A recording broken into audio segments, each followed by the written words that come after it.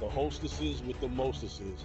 With candy for your ear, and we not sweet like hostess. Hey, you know what? Welcome to What the Fellas Think, episode number 41. Do the finger thing.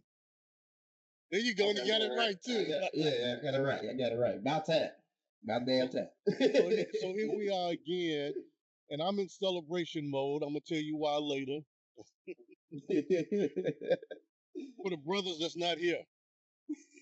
That's aeroids 24/7. No, I'm not pouring out no liquor on the ground. I'm drinking it. I'm drinking it from my man Roy Tiger Brown, who oversees and blesses this podcast. Another swig for you, my brother. There you go. There you go. There you go. There you go. There you go. And that bottle half gone. Oh. So yeah, I'm gonna tell you why we celebrating later. But yeah, once again, it's on. Here we are. We're back, despite the weather. You know, torrential thunderstorms, hail, and later on we're gonna get snow. Can only happen in Chicago. But here we are, ready to entertain, educate, and inspire you guys. We got a great show lined up for you, and we just want to kick it off with. I want to get a little comical and get that out the way. So the first thing I want to talk about is Tracy Morgan throwing up at the Knicks Heat game. Real graphic. I didn't see it happening. I saw a picture and it was a big puddle of vomit. You know, he's sitting courtside, and everybody made such a huge deal about him throwing up. They took him away on the gurney. You know, all that crap, over dramatic. All it was fucking food poisoning. So now he feels like he's a good luck charm. He says the Knicks are undefeated when he throws up on the floor. So yeah, I'm glad I didn't see it when it was happening, because I'm sure they would have showed it. But I saw the aftermath. He said it was food poisoning. So that's all I wanted to say. You know, give Tracy Morgan his 5 minutes of fame. You know, that brother, he really don't have to work no more. After he got that lawsuit, that settlement from that Walmart truck, he's been living kind of large. And it's funny, I remember when it happened. You know, he was in the hospital for a while. And then when he finally made his first appearance on TV, it was the Today Show on NBC. And they were still going through litigation. And there you go. Just to show you, he was putting on the show. He had on this outfit like he got it out of the thrift store. Nothing against thrift stores, but it was just like this plaid jacket that probably Fred Sanford would have wore. He just was really just ridiculously dressed. I don't know if he was trying to get sympathy going into the trial, but he made off. I think he got like 75 million, something like that. He ain't got to do no more TV shows. And his lawsuit didn't get rescinded like T.I.'s, so T.I. will be touring real soon. He will be at Chuck E. Cheese this weekend in Anaheim, California. But he also gets, they pay him yearly. He gets a yearly amount, some type of residuals for something. Tracy Morgan? Yeah, Walmart. Walmart has to pay him. Oh wow. Yeah. I would go for the discount. He got a hell of a deal. I would go for the discount. Hey, but let me skip back. I have the honor of doing a podcast with two of the greatest guys. And you know my phrase, I'm not speaking for you, I'm speaking of you. So go ahead and do yourself, brothers. Well, you know, I'm Brandon. I'm the passionate one. I'm the only one with the big hat right now. I'm hiding a bad haircut right now. But and the only one to fuck up Marvel facts. We're gonna talk about that later. I gotta set you straight. I can't wait to get into that. I gotta set you straight, brother. I can't wait to get into that. But yeah, you know, I'm Brandon. I'm a passionate one. We're gonna have a passionate debate about this Marvel thing too. And once again, I'm Jay. I'm the cool, calm, collected. You know, and he's the reason we got the debate going. He's the first to set off shit and last to run. Yeah. He out there with the gasoline. We got the draws on. I'm gonna tell you, you know, when we get to it, I'm gonna break down, you know, my third of the story about how that all went down and what was going on at that time. But anyway, we'll get to that later. We'll get to that. We will revisit that before we do the fun facts. So let's kick it off. Brandon, you got something going on about Caleb McRae? There you go. We're not gonna get into the Caleb McRae thing just yet. There's one story that happened in Georgia that I was made recently aware of by my wife, and it's about twin brothers. One's named Qaadir Lewis and Naazir Lewis. They're both 19, and they were found in Bell Mountain in Hiawassee, Georgia. They were atop the Bell Mountain, and they had a gunshot wound, and they were hanging as well. Now, the police's initial investigation is saying this is a murder-suicide. And the family member says they have no ties to Bell Mountain, which is actually 42 miles from their home. So they have no reason to be there whatsoever. And my thing with bringing this up is I want to get y'all honest opinion on this, because first of all, they're saying this is a murder-suicide initial investigation. There's no official report that's been released yet. But how can you say it's a murder-suicide initial report when they're hanging and there's gunshots or gun wounds? Both of them had gunshots? Yes. So that's already suspicious right there. And I want to get y'all thoughts on that. What y'all think? Of course it's bullshit. But to be comical about it, and I shouldn't be, but I wouldn't be me. So one brother killed the other brother and he hung him, or he was hanging him, and while he was struggling, he shot him. And so the other one, he put the noose around his neck, and as he jumped, he shot himself so that he could shoot himself and hang himself at the same time. So case closed. Matlock, next. But no, seriously, that's a lot going on. That's bullshit. Yeah. That's when I first heard this story. I'm like, no way possible. First of all, if it's a murder-suicide, you usually die from one event. It's not going to be two things that occur. They have a gunshot or gun wounds to both victims, and they're hanging. So they're not going to do that, which is crazy. And Georgia's known for having racist events. We all know this throughout the past couple years here, with the man jogging, coming from land developing, running down the street. We all know these stories out here from Georgia. So this is very suspicious. But if our listeners out here hear this, definitely share that part of the video, because it will be a short, because that is definitely crazy that they're saying this is a murder-suicide initial report. Hey, Brad, I want to add that if you know, because I have a small sample size of knowing twins, and every twin I know, they're very close. It's very, very close. So to sit there and to have an initial report as a murder or suicide, it sounds crazy. I think it's more maybe like a heinous crime, but to sit there and stamp suicide first without any evidence is just ridiculous. And seeing that it's in Georgia as well, it don't make sense to say that. Because I know a lot of twins, and most twins I know, it's a small sample size, but most twins I know are very, very close. You know what I'm saying? Because they're in the room together. I haven't seen any crazy twin stories that turn like this, and to have two separate wounds to their body, it just don't make sense, man. It's dumb. Yeah, and definitely any listeners out there with in Georgia, put some pressure on the GBI out there, the Bureau of Investigation out there. So definitely put some pressure on them.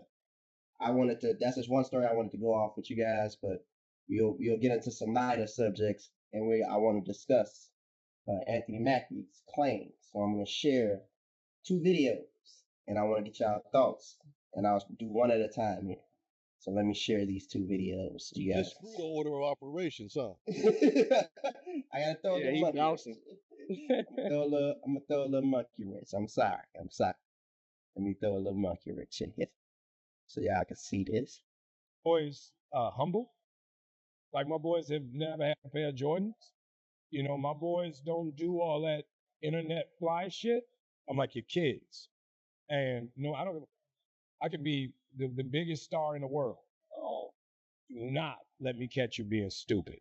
Mhm. Do not. And my oldest, it's my 15-year-old, he tell the other ones, he's like, yo, don't make dad mad.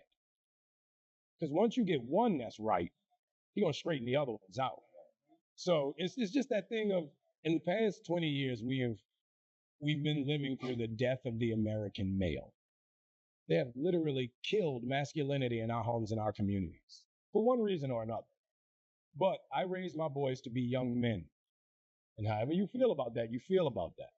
But my boys will always be respectful. They will always say, yes, sir, yes, ma'am. No, sir, no, ma'am. They will always say thank you. They will always open the door for a lady. They will always make sure that their mother is taken care and provided for. They will always be men. And that's always since they were 2 years old. Every time I left for a job, I tell my 15-year-old, you're the man of the house. You make sure these doors are locked every night. This alarm is on. You text me or you call me every night before you go to bed and you wake up. I love that. Because we're men. If I'm not there to protect, he got to be there to protect. Because you can have all the money in the world, climb through the window, that money means nothing. You can have all the celebrity in the world, you jump through the door, that celebrity means nothing. So you got to have a little guard in there, And so for me, it's always that idea. All right, there's just one video, and I want to get y'all thoughts on them. Do you think society today has killed masculinity in homes? That's 1000%.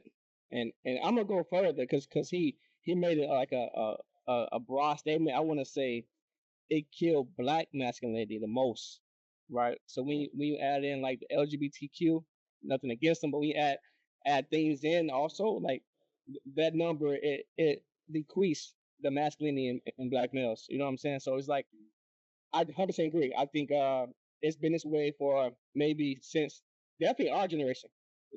There's no more like type of guy with that genre. Like it don't exist anymore. Like it's more so. I don't know how to explain. I'm gonna let Elroy go, and then I'll feedback on him. Well, first of all, I'm trying to get past my OCD. I made a list of order of operations, and I made it for a reason. There's a flow. There's a flow to how I got things. And you just totally screwed it up, and now the show is just fucked up. Well, first of all, let me be silly before I be serious. Yeah. Now we taking advice from Papa Doc. Jesus Christ. No, you know what? Man. And I still say, I think that was the first time I saw Anthony Mackie as the character Papa Doc, and I hated him. Even when he was, previewing other movies, I hated him. Like for a couple of years, I hated him. Then one day I'm just thinking, I'm like, why do I hate him for acting? I said, if anything, I should praise him for doing such a good job for drawing that emotion out of me. And over the years, he has really grown as an actor. And there you go. The facts that he's spewing now, and I don't want to say spew like it's dumb or anything, but it's great to have a person of color speaking the way he is speaking. There you go. Teaching his son to be a man and saying how if you get that one straight, he gonna make sure the other one fall in line because there's an order of operations and how things are done. But that's great. Yeah, you call me when them doors are locked. You call me when you wake up. You're the man of the house until I get back. I like that. And lately he's been being more vocal. Now that he got the stars and stripes on him, he's been vocal, a lot vocal. He even made comments as about what Captain America meant to him. I thought that was great. And again, I just want to go back to the fact it's good to see a man of color speaking the way he is. I've never had a pair of Jordans. There's one set that I really wanted, and I don't know, the ones with they call it the elephant skin on the back. I thought those were real cool. But no, I've never owned a pair of Jordans. I mean, I remember as a kid, on the news, kid gets shot for his Jordans, robbery of the Jordans. It's just like, how do we back something like that, encourage something that causes crime in our neighborhoods? You know, and Michael Jordan, you think, and I don't want to turn this into I hate Michael rant, but you would think with the money he's made with his Jordans, he could do a year or two where they're at a discount price as a thank you to the fans. He's a billionaire over easy. And you got kids out there killing for it. Make it affordable once so everybody can get a pair of Jordans. And then, you know, we can get some sense in our fucking heads. It's real. See, that was the thing with starter jackets too around my time, where a lot of starter jackets were getting stolen. But no, it's great to see Anthony Mackie speak. He has the power to get people's ear, and he's using it in a good manner. He's not getting caught up in any scandals. He's not, you know, being recorded being drunk out in the street. He's using his voice to kind of teach or wake up the black male to say, start raising your sons.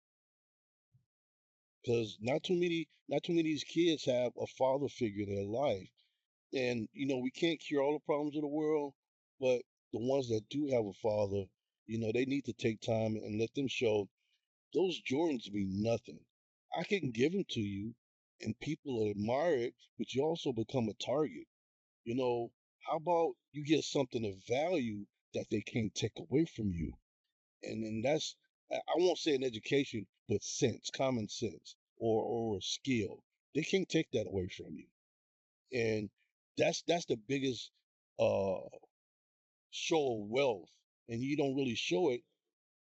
There you But go. that's what we really need to be pushing for is, you know, let's get in these books, let's get our degrees, let's learn, let's build, let's become our own owners, you know.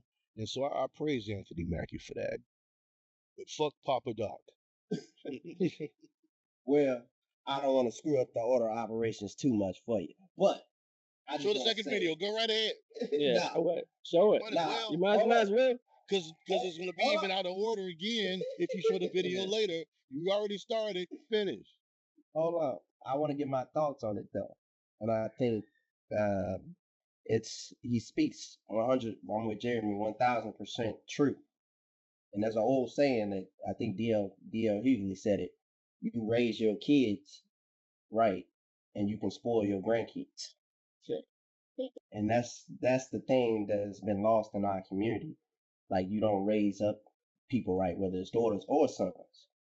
But masculinity is a big thing because now it's like it becomes, they have even traits now called toxic masculinity, or you zesty, or you or what's the other shit that's out there? They say all these things when a man steps up and be a man and he has value for himself or he thinks highly of himself. It becomes like, oh, you zesty, or you this, you that. It's compared to being toxic, and I think that's why a lot of men out here now don't really know how to move, and I think society has put that pressure on. But our generation and the generation before us failed at some point too, because we're the reason these kids out here is not moving correct. They're out here concerned with switches, thinking having a gun is a man, thinking being in a gang is a man. And that's not it. Man does what Anthony Mackie just said, protects his household, protects his family. He's the first one through the door. And if somebody coming through that door, you got to get through him first. And that's missed in our community now. And that's the thing. Being a man is being a man. It ain't what society tells you. It's what being a man is. You have to be that protector. You have to be that provider. You have to be there to raise up, learn, teach. That's a man. And I feel like society today is like we more concerned with if a man ain't got money, or if a man can be controlled by a woman. That's like all society is right now. That's what it is. It's all the flashy stuff, but it's none of the stuff that matters. being respectful to your lady, treating her right, raising your kids up right. Make sure they feed, not concerned with Jordans, not concerned with the Yeezys or the other stuff, the bull, the guns and butter analogy. I'll say that if you know what that's from. That's guns and butter. All the butter is the bullshit that don't matter. That don't matter. That's the shit that we concerned with now. But we lost the value of character, being humble, having humility, having loyalty, having values, having love, having courage, being brave, being appreciative, teaching your kids right. Those are the things that it's just missed in our community. But now, No, this, before you. Wait. Now go ahead, Edward. Go ahead. No, before I really want to kind of put your words to the test. So this weekend, I'm ski masking up, and I'm coming to your crib. So we're gonna see how much of a protector you are. Don't worry, fella. Now that you said something, I'm loading up the ammo now. Hey, fellas. I wanna propose a question though. I want to ask, like, do you think being a man is actually something you learn, something you already have at birth, or something you have to be coached to? Because what I'm finding is in the Black community, we don't really have families like in a large quantity, right? Like, I think according to demographics, we have maybe what 30% that has both parents in house, and that's on the bottom tier. The first would be the Indian, then the second Asian, then Caucasian, then Mexican, right? And it's not abnormal to see that since we are the last on that poll, that we are the highest in crime, the highest in poverty and stuff like that. So I'm asking, like, proposing the question: do you think this is a learned behavior that's passed down, or do you think it's just traits that they may say that we have? I think it's learned behavior. And I say that because, when you're raising a kid, you succumb to their every whim. When they're crying, you go get that bottle, or if they want McDonald's, they're gonna put up a fit till they get that McDonald's. So if you allow them to carry on in that manner, they're gonna continue to have that selfish mindset. They might be observant of needing to be protective after they've been robbed, but I think it's more of a taught behavior. Learn. Like I say, a woman can't teach a man to be a full man, but she can, I believe, provide him with manly traits. Not She can't teach him to be a man like a man can teach him to be a man, but a woman knows what a good man can be, and is able to train her son. Hey, for a lady, you open the door, or you don't raise your hand, or you don't strike a woman. That that advice could be passed on from a woman just as well as it can from a man. But there's certain things that a man will teach you, and I'm trying to choose my words correctly because I don't want to come off as sexist, but there's certain things that you learn from a man, and I'll give you an example. Is sacrifice. If I got a stash, $500, I'm the brokest man in the world. As long as my lights are on, there's food on the table, there's heat, but I still got that $500 because you never know when you're really going to need it. Whereas, and I'm not saying all women, that $500 will burn a hole in their pocket real quick, and they'll go just to go buy some shoes. And I'm not saying all, but most of the women, and I've noticed that through life, not just from my mother or my sister. I've seen it where that's the case, where we could have nothing in our pockets, but there's $500 at home if we need it. And sure as shit, you're gonna need it. Something unexpected is waiting around the corner, and we're more conscious of it as to holding on to that money because we know something's going to happen where we need it, as opposed to, you know what, I think I should treat myself to this. No, I need to hold on to this money in case of an emergency. There you go. There you go. If that makes any sense at all. No, it makes sense. There you go. I think it's definitely learned. There you go. There are parts of the thing like the strength, being interested in physical stuff, wrestling and all that. That comes with being a boy anyway. You kind of naturally geared towards that. But the other stuff, as far as like how to be a gentleman, how to tie a tie, how to walk correctly, how to keep your head up as you walk and never look down at the ground. That stuff is like learned from other men. How to walk deal correctly. What, was you switching when you was a kid? You had to No, smack no, upside no. the head? No. No, but he right though. No, He right. you know what I mean. You know what I mean.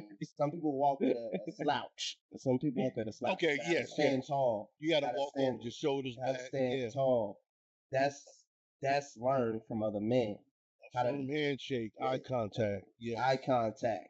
Yeah, those things are learned from other men. You don't learn that. No offense to women out there either. I'll just say that. But you don't learn that from women. Now, women can teach a man how to have good values as far as having good character, being humble. But those things are learned from other men. Even some. Even from a woman, a firm handshake is only going to happen probably at a job interview. Other than that, it's hey girl or whatever. But yeah, that a firm handshake, eye contact, and posture. That comes from a man. Well, first, I don't think a firm handshake is gonna happen just at a. You would never like meet a person in public and just be like, gave them a handshake, how you doing, that type of thing. Just walking Uh, down. It's still a firm handshake. It's still eye contact. That's what I'm saying though. That's not just at a job interview. No, I'm saying for women. All for women. Oh, okay. Only time they probably give a firm handshake is during a job interview to not show dominance, but to show strength. And that's the only time they'll probably give you a firm handshake. But a man, it's a natural, everyday thing. See, I learned one thing I will say, and I'll give a perfect example about this. Being around other boys and men, like when I was on the football team, when I was on the track team, I learned how to stand tall in a circle. Like that's the hardest thing because people kind of straight when you got other people around you. But all men, if you walk in a room, you never want to shrink in that room. You want to stand out. And not, I don't mean stand out in a boisterous way or anything like that, but I mean let your presence be known you're there and not shrink. That's what I'll say from my own personal experience. I've learned being around other men. Like in high school, I learned how to tie a tie from my division teacher. I learned how to fit a suit from a football coach. Like that's things that my own personal experience that I've learned from other men. And that's things that, no offense to women out here, I keep on saying that you can't learn necessarily from us. I think it's funny that both I heard Elroy said and also you. Why is it no offense? If the conversation was reversed, I don't think they would say no offense to the things they find that only women can do. Well, So I know Exactly, you're right. Is this what? Huh? The point I tried to prove, there's somebody.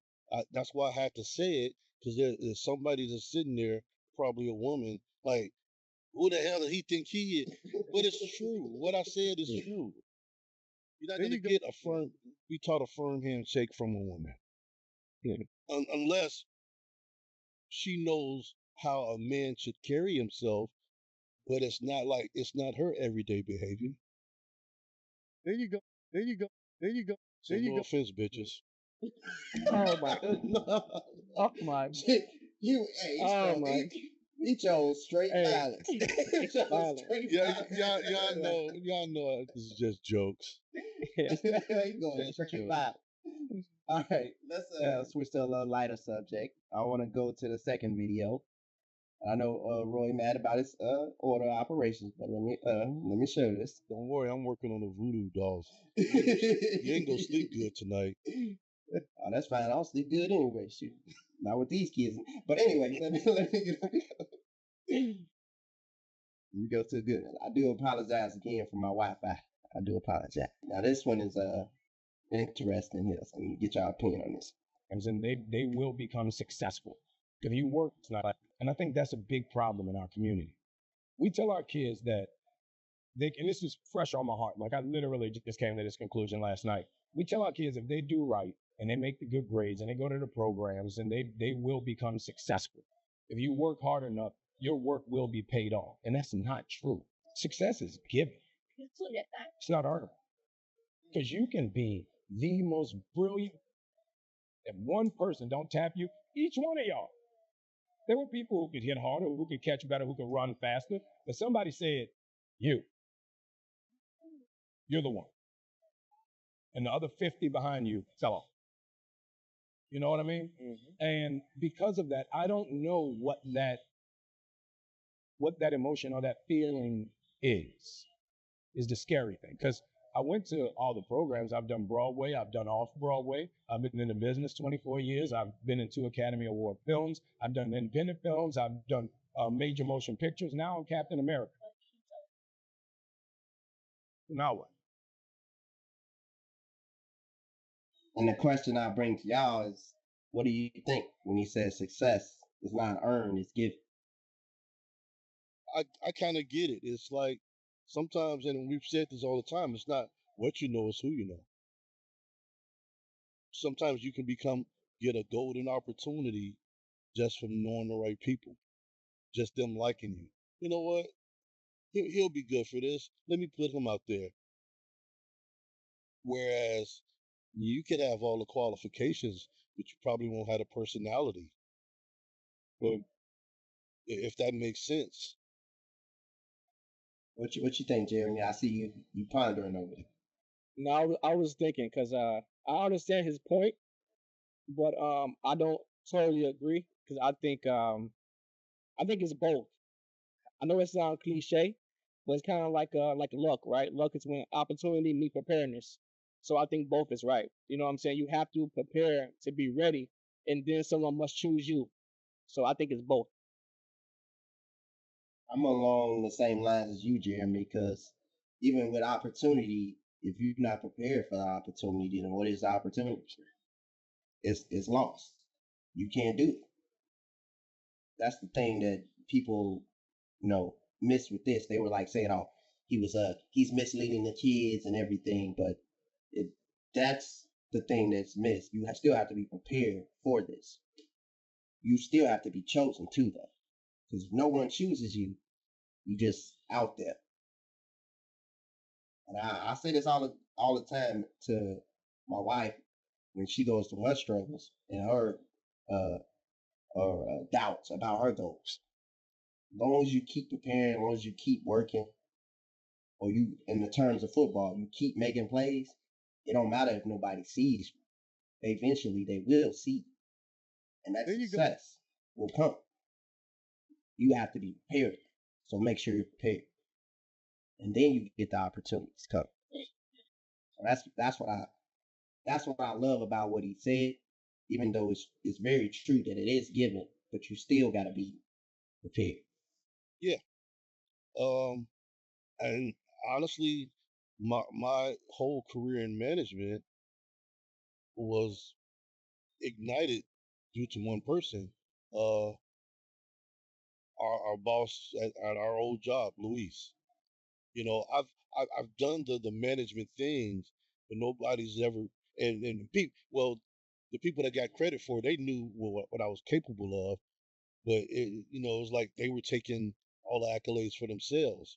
So I had the skills, but it was really Luis that gave me the actual chance to really get out there and show people what skills I possess. So it's a combination of hard work and not giving up, and it's part, the right moment with the right person, seeing who you are and giving you that chance and try to let the world see who you are as well. All right. Now I think we should get into order of operations. Why start now? I do apologize to my co-host over here, even though he may have just got us. Don't apologize for something that you did and you got sorry for. I am sorry because you may have just got us canceled by calling me woman bitches. But I did not direct my comment.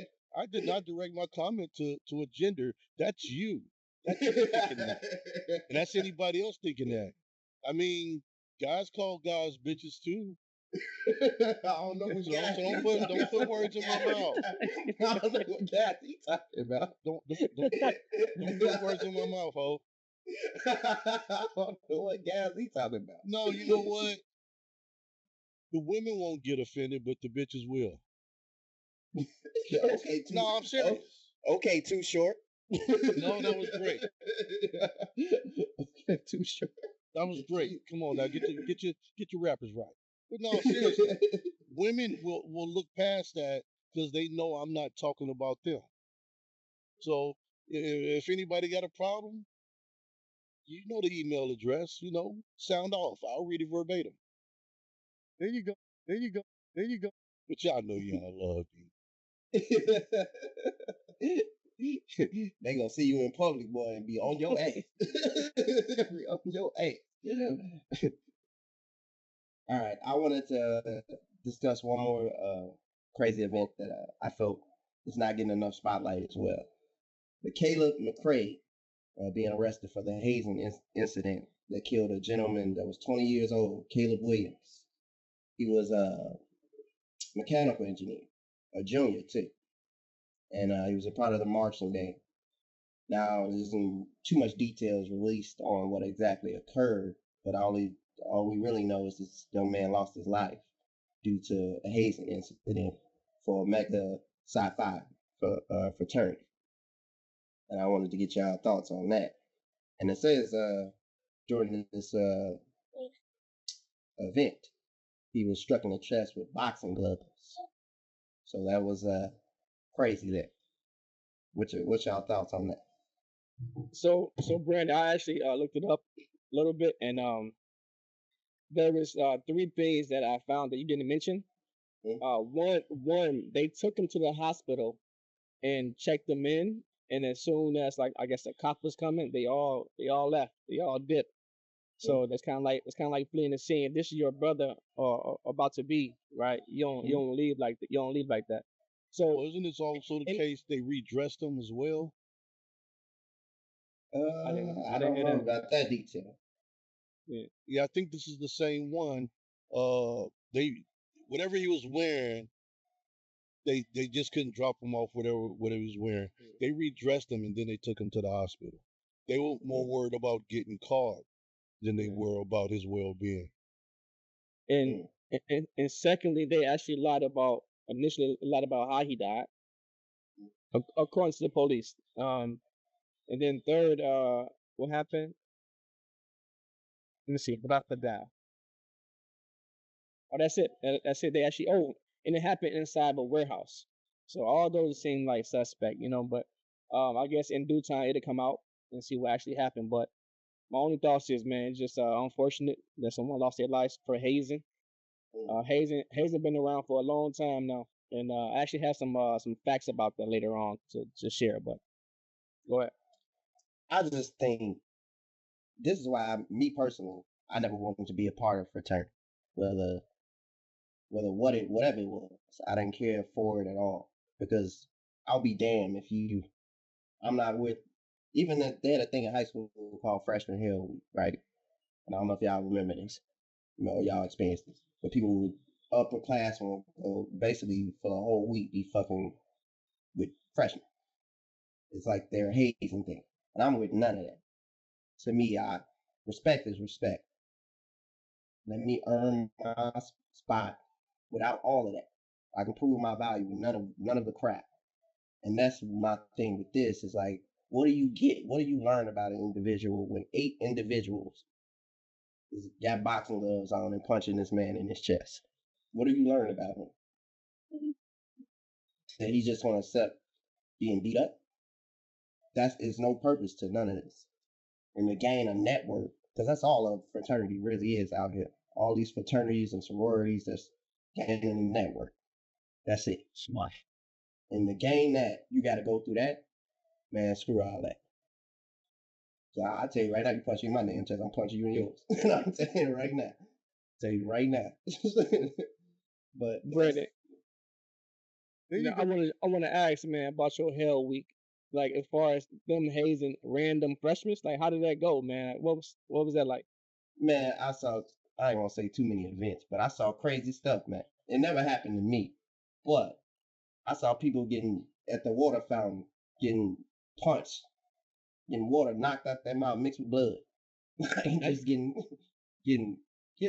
that type of stuff. It's man, I'm not man, you can miss me.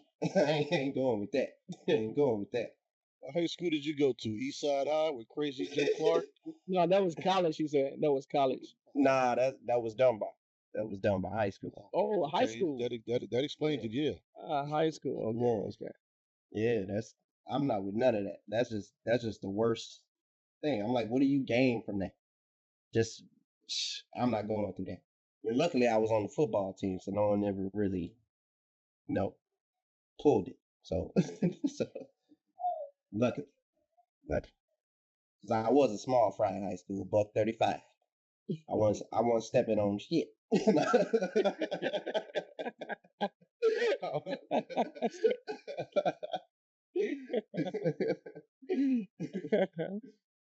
Yeah, but I just think this stuff is crazy though. And in other sororities and fraternities out here, they gonna do it. They gonna do it.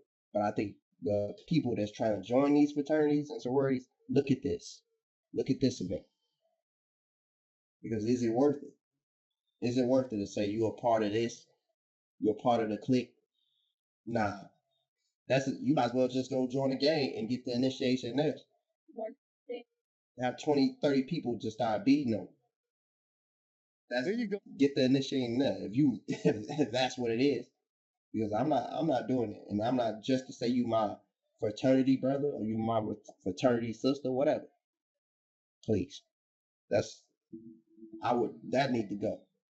And some of these at least in this incident, they've banned fraternities off of their campus. So There you go. There you go. I'm anybody out there that want to join a fraternity, look at this. That's my warning to you. You want to go through that, all power to you. There you go. What's your thoughts, Roy? You over there pondering, I see. No, not really.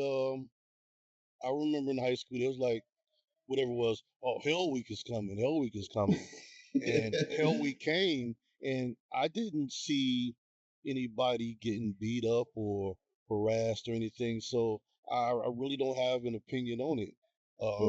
That's me as a freshman, and as an upperclassman, I never participated in none of that stuff. So yeah, I guess if you go to Dunbar, that's what you expect. Anybody that's familiar with Chicago public schools, I went to Bogan, home of the mighty Bengals. So yeah, we didn't do that. Hey, I ain't want to shit on Dunbar either. So it is a pretty decent school. It's just Dunbar is just shit. That's all it is. Dunbar is shit. The greatest thing to come out of Dunbar was Mr. T. That's it. Hey, don't do us like that. Don't do us like that. We got people in the Hall of Fame, the City Hall of Fame. But hey, you also got him in the penitentiary too. But shit. No, you know what? My thing is, and this is kind of edging off into the subject, but I'll get back on track. I don't get why some people peak in high school and they can't let go of the life they had when they were in high school. Well, I was this, I was that in high school, and they can't let it go. And when people like, oh, I'm a mighty, whatever the fuck, now I'll use Simeon as an example. Wolverines, is rah-rah, but to me, school was just school. I mean, I had my fun, but I don't owe Bogan shit. There you go. Hey, it's your history No, though. I fam. It's don't. your I history. don't. And I had a good time in high school, and I still get along with the people that I went to school with. Because There you go. along the way, we all went through the same trials and tribulations or whatever, and we become friends. I still go to my annual cookout every year. I'm on the committee, but I don't owe Bogan shit. And I don't, again, a lot of people peak in high school and they can't let it go. I look at it now on Facebook. These guys talk about, oh, I should have stuck with football, or I should have did this and I should have did that. There you go. You know what? That's just a choice that you made. And unfortunately, yeah, you peaked at high school and you can't let that go. I know guys in their 50s, still talking about their accolades in football. We're talking over, 30 years. Let that shit go. You haven't, achieved nothing since then. But I think And that's I'm just being totally honest here. I think that's with everybody though, because guys do that all the time. They're No, talking I about, don't. oh, you remember when I had such and such, or I had this threesome with so and so. Like those peaks and valleys of their lives, past lives, people still speak on. Sorry. I just think that's everything. Everybody does that though. They're So talking about remind me to share a story off camera because I don't think the audience can really handle this without being judgy. But no, I wanna revisit this with you guys after we record. And again, some people just peaked at high school and they can't let it go. Like if you ever saw that movie Napoleon Dynamite, Uncle Rico, he thought he had a good throwing arm. He couldn't let that shit go. But the hazing thing, for the last 10 or 15 years, it's really been frowned upon. There's been a lot of deaths from hazing, and schools have started to take a stance with hazing, and they have come with strict repercussions with that. So I don't want to downplay it. It's nothing new. They're not. They know they're not supposed to be doing it, but they're doing it anyway. And again, Yeah. and I don't want to talk ill of those that's associated with fraternities, but sometimes that's a peak for them. Oh, Gamma Phi Superfron or whatever the fuck, it's just like that's all they got to live on, as opposed to the people that participated and used their contacts or their association, whatever said association, to advance. But then you got the other ones still drinking the Q juice and all that shit. Some you need is at a point you got to let that childish shit go. And I'm not, and yeah, I do say childish because I mean they were young, dumb, having fun. Like I had my point. Well, I'm still dumb and having fun, but no, they they can't get past that life. There's certain people that can't get past that life, and there's certain people that went through the same thing and they moved on. They might still uh patronize whatever organization they were with, but they're still growing. But some people, you still got ogre or animal that's crushing beer cans against his head. And guess what? Now he's getting concussions and shit. You can't do the same shit you did at 50 that you did at 21. Some people, no, seriously, some people can't let go of the past. Yeah, this hazing stuff. Let me demean you to the highest point of demeaning you. Let me torture you. Let me make you walk barefoot through a pile of shit. But once you cross that line, you're my brother. If I'm your brother, you wouldn't make me do those demeaning acts. I mean, there's other things you can do to build character, and all you're doing at that point is you're breaking them down because not everybody crosses over. Some people reach that point where they can't continue and they drop out or they get kicked out because they can't hang. Now, and what does that do to them?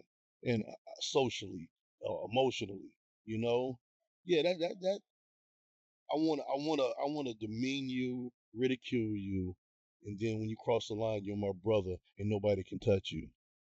We should be about always building.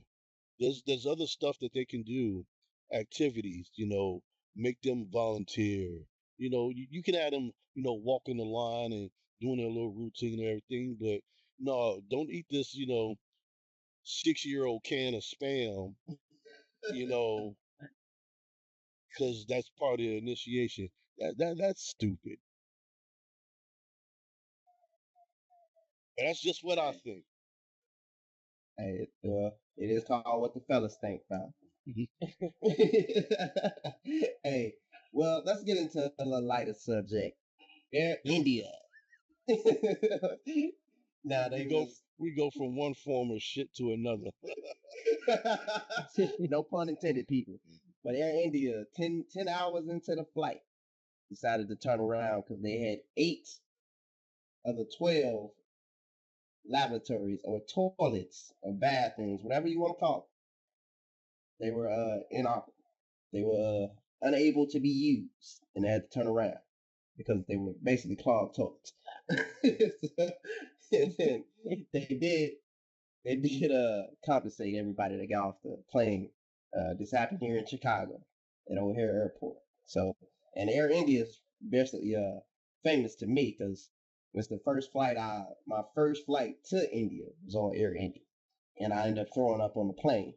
I mean, projectile, scary movie type vomiting. and to give y'all the graphic details, I was this close to not making it to the door before the vomit came out.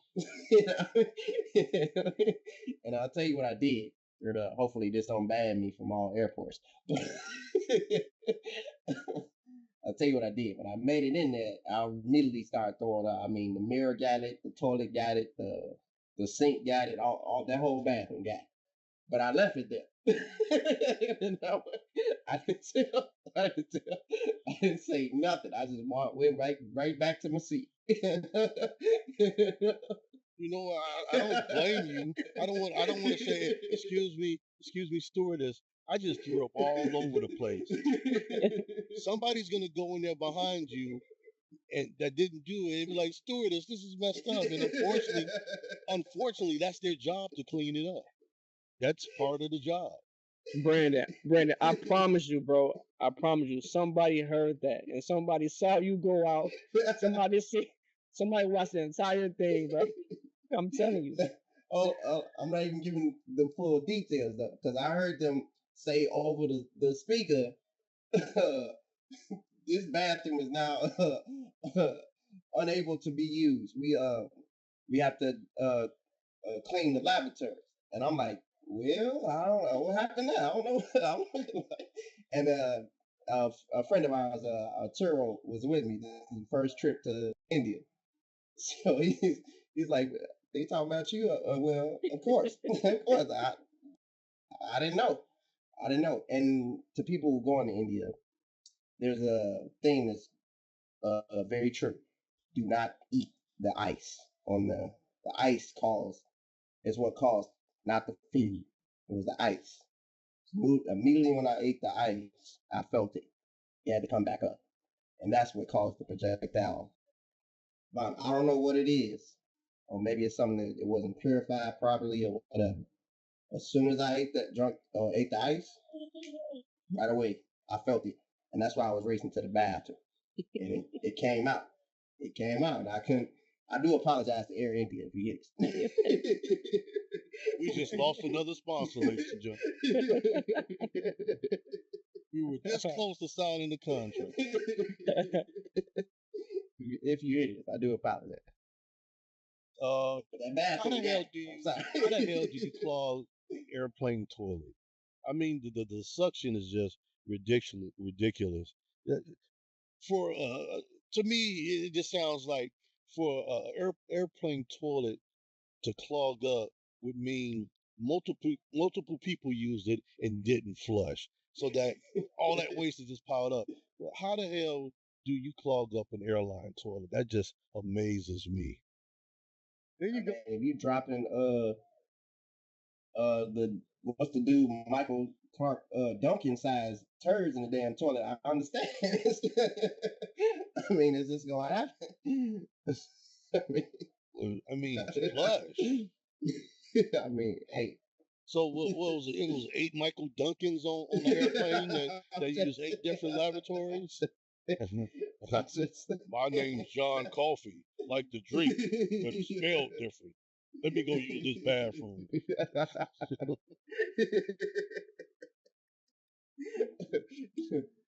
We making light of the situation, but I understand that people were probably pissed on that flight because they were 10 hours into the flight. But No, they wasn't pissed. They shit. Well, you remember that happened maybe about two, maybe 3 months ago on an American Airlines flight where it got clogged up and it started going down the aisles. You remember that? Jesus, I don't remember hearing that. That's Yeah. The way, I mean, because of the plane shifting, it was slushing up and down the aisle. You imagine some shit like that? Oh my goodness. I would. Oh man, they would have to. I'd be suing. Well, you know I'd be people suing. did.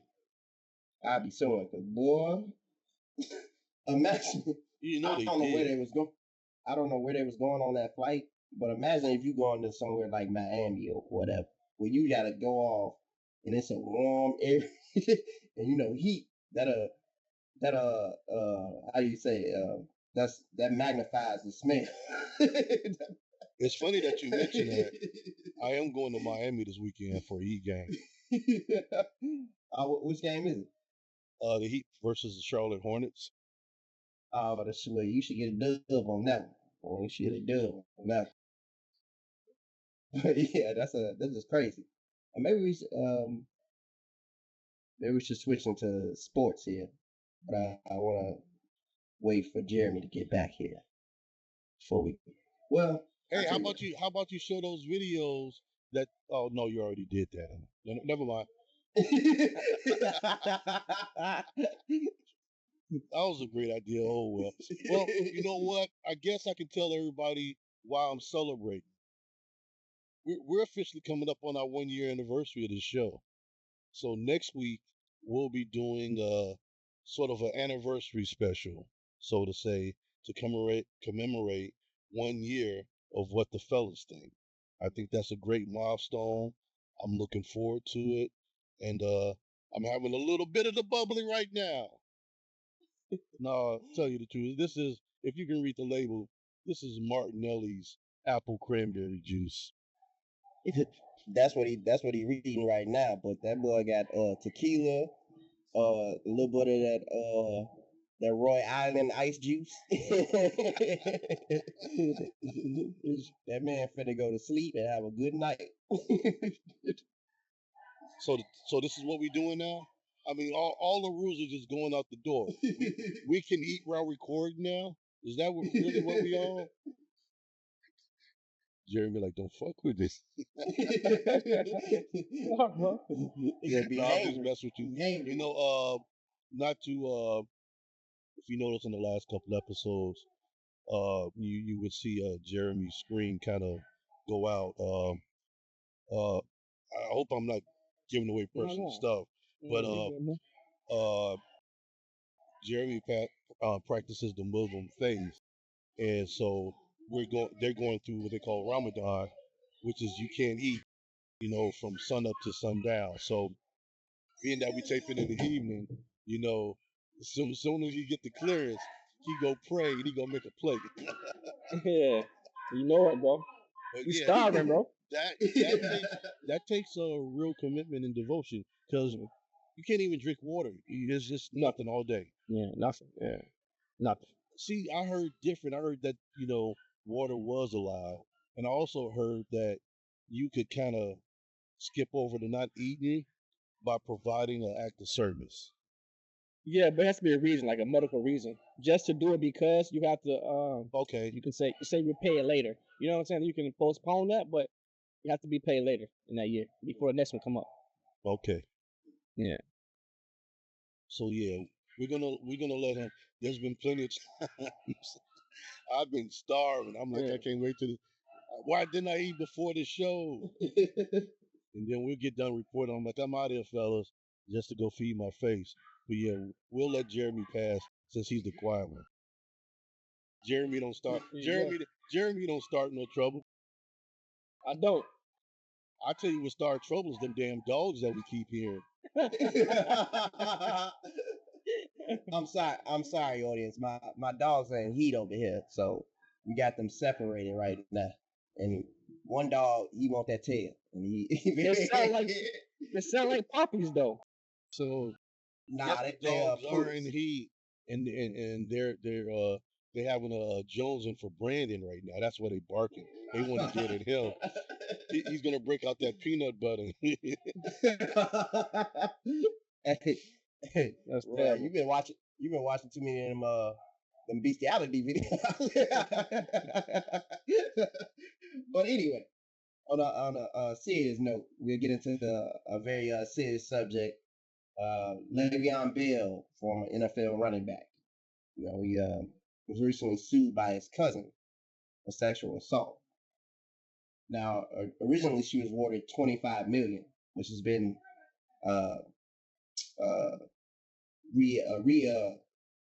reissued or dumbed down basically to 11.5 million. And I just think it's crazy because her claims are he was raping her from the age of 6 to 18. And my thing is, I don't know their family dynamic, but like no male figure in that situation saw any clue or anything. That's 13 years. 13 years of her life, she was dealing with that. And I'm just thinking, like, not just male, anybody. Nobody knows that shit. Yeah, I'm like, because normally, in at least in some cases that I've seen in public news, there's a mediated like ick feeling when that person, the individual around their sexual assault or a person that's sexually assaulted them. And you can see it on especially a child's face. They're not gonna hide it. They're gonna hate going over there. Like, and for that to be carried on for so long, and then it kind of got like swept under the rug. No one's talking about it, but like that's crazy to me. Their family is like kind of swept that under the rug, and I don't understand that. I don't understand that. What's your thoughts? Sick as fuck. I mean, that's presuming that he did it. I mean, what was the evidence presented that made the judge rule in her favor? And again, why aren't they looking at criminal charges as opposed to civil charges? That just I really find that hard to. Oh, things will be all right if I get this money, but he can stay. I guess I would have to experience it to understand it, but I'd rather go after the criminal charges than some civil case. Well, I don't think anybody want to experience sexual assault, but he is claiming that this has never happened. He wasn't even aware of a lawsuit until a judgment was issued. So that is his claim. But I just think it's crazy. How would you not know, like, that you got a lawsuit? How would you not, like, it just secretly happened and then they issued something? Like, I don't understand that part of it. But he's saying this never happened. It never occurred. Which, of course, you're going to say that. But who do you believe in this situation? Now, I'm not going to say any, like, a family member would speak bad of you or try to play with your life or anything like that, because that stuff does happen. But I'm speaking from the aspect as it is true, as if it's true. I just think it's crazy. Some of the things she described for 13 years of her life, and nobody was there to protect her. And that's like crazy to me. I mean, again, it's just, to me, it just raises too many not flags, but just too many questions. Like, how you gonna endure that? How are you not gonna say nothing to nobody? How you not gonna at least call the police or whatever? I don't get it. I mean, if you're scared then you would be scared of that person now. So what after? And again, I'm not defending him because maybe he did do it, but I really want to know what was the evidence that was presented for them to rule in her favor. Well, that's something that's got to come out, but I don't see any details on that. I just know off the claims that both of them are saying, and his lawyer is seeking for the judgment to be overturned. So for her to get nothing from this, and then no criminal charges, like you said, have been filed. But we were discussing this in an earlier episode where we were saying most of the time some of these sexual assault victims see money as a way to hurt their accused.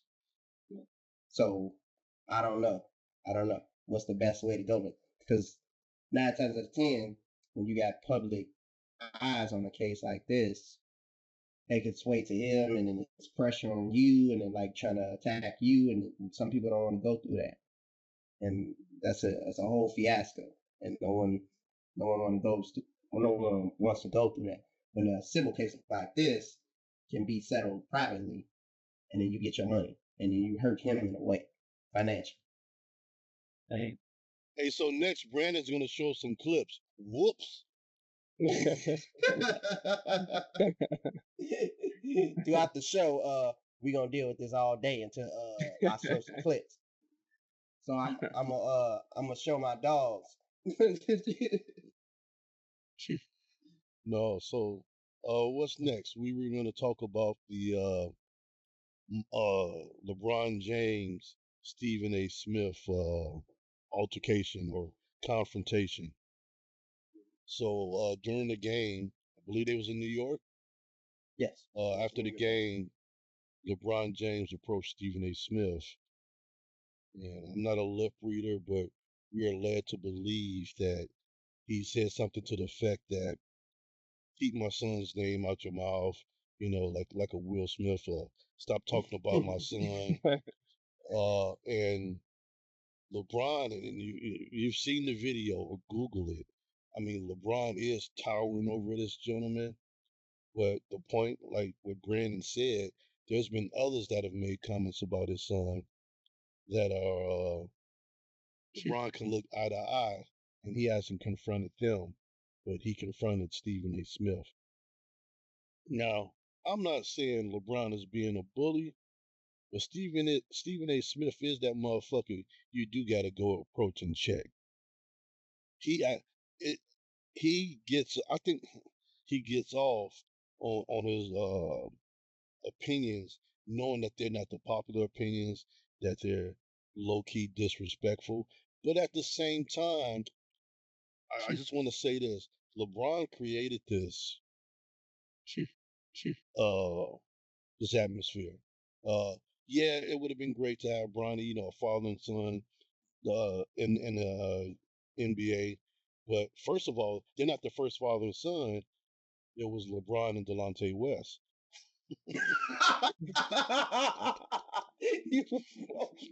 You was fucking. No, but no, it was all hype created, just by the vision, because it's never been done, and then it finally happened.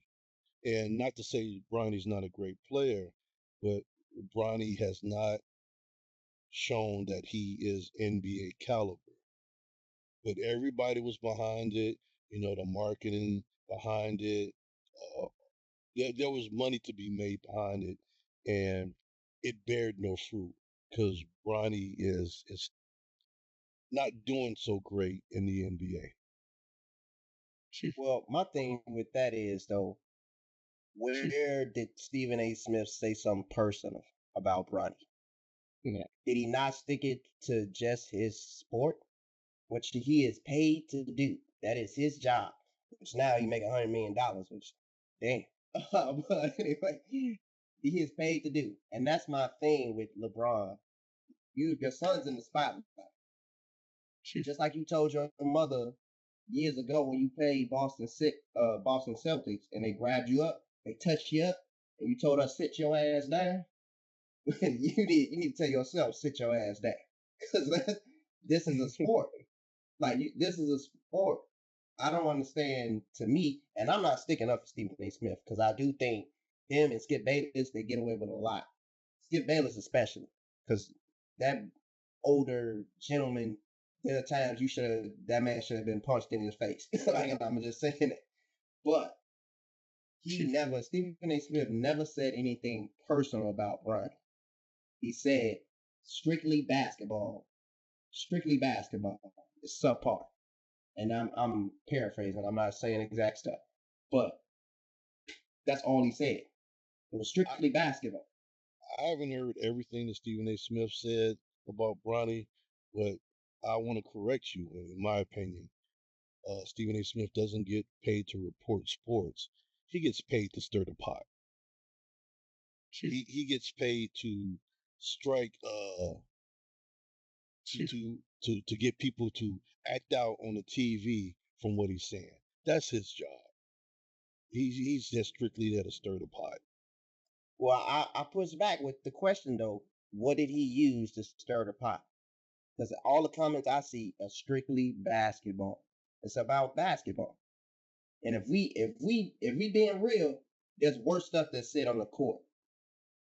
We just had an incident between Draymond Green and Cat Towns saying "hoe ass nigga" or "bitch ass nigga" to each other. There's worse stuff that's said on the court. That man, Stephen A. Smith, and I'm not defending him again, but where did he go personal to Bronny?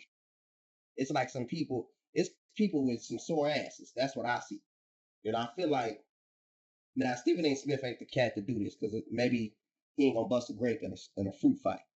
But to me, just like Isaiah Stewart was on your ass, keep that same energy. Because I feel like you picking and choosing to me. And I'm not sticking up for Stephen A. Smith, because I know that's what it's gonna look like. But to me, you picking and choosing. If you really that guy, when Draymond Green called you a bitch to your face, you wouldn't be buddy with that type of guy. There's certain things, and we'll maybe get into this a little later, but talking about being a man, there's rules to it, and there's lines you don't cross, there's boundaries you don't cross. And I feel like Stephen A. Smith didn't cross a boundary from what he said. And other people have said that stuff. So, said worse stuff about Bronny. Nepotism, all that stuff, all those claims on a player puts pressure. And it comes with that. And it seemed like you can't take the heat of the pot. So now you trying to fight back. But you stirred up the pot. And that's what I don't like about the situation to me. It's just a bad look. And they trying to butter it up, say he coming as a father. No, you're not. Well, that's just me. I still stand by what I say. The most disrespectful thing that was said on the basketball court. Here you go. Is your white pussy? Your white pussy tastes like Honey Nut Cheerios. Look. Oh, well, basketball.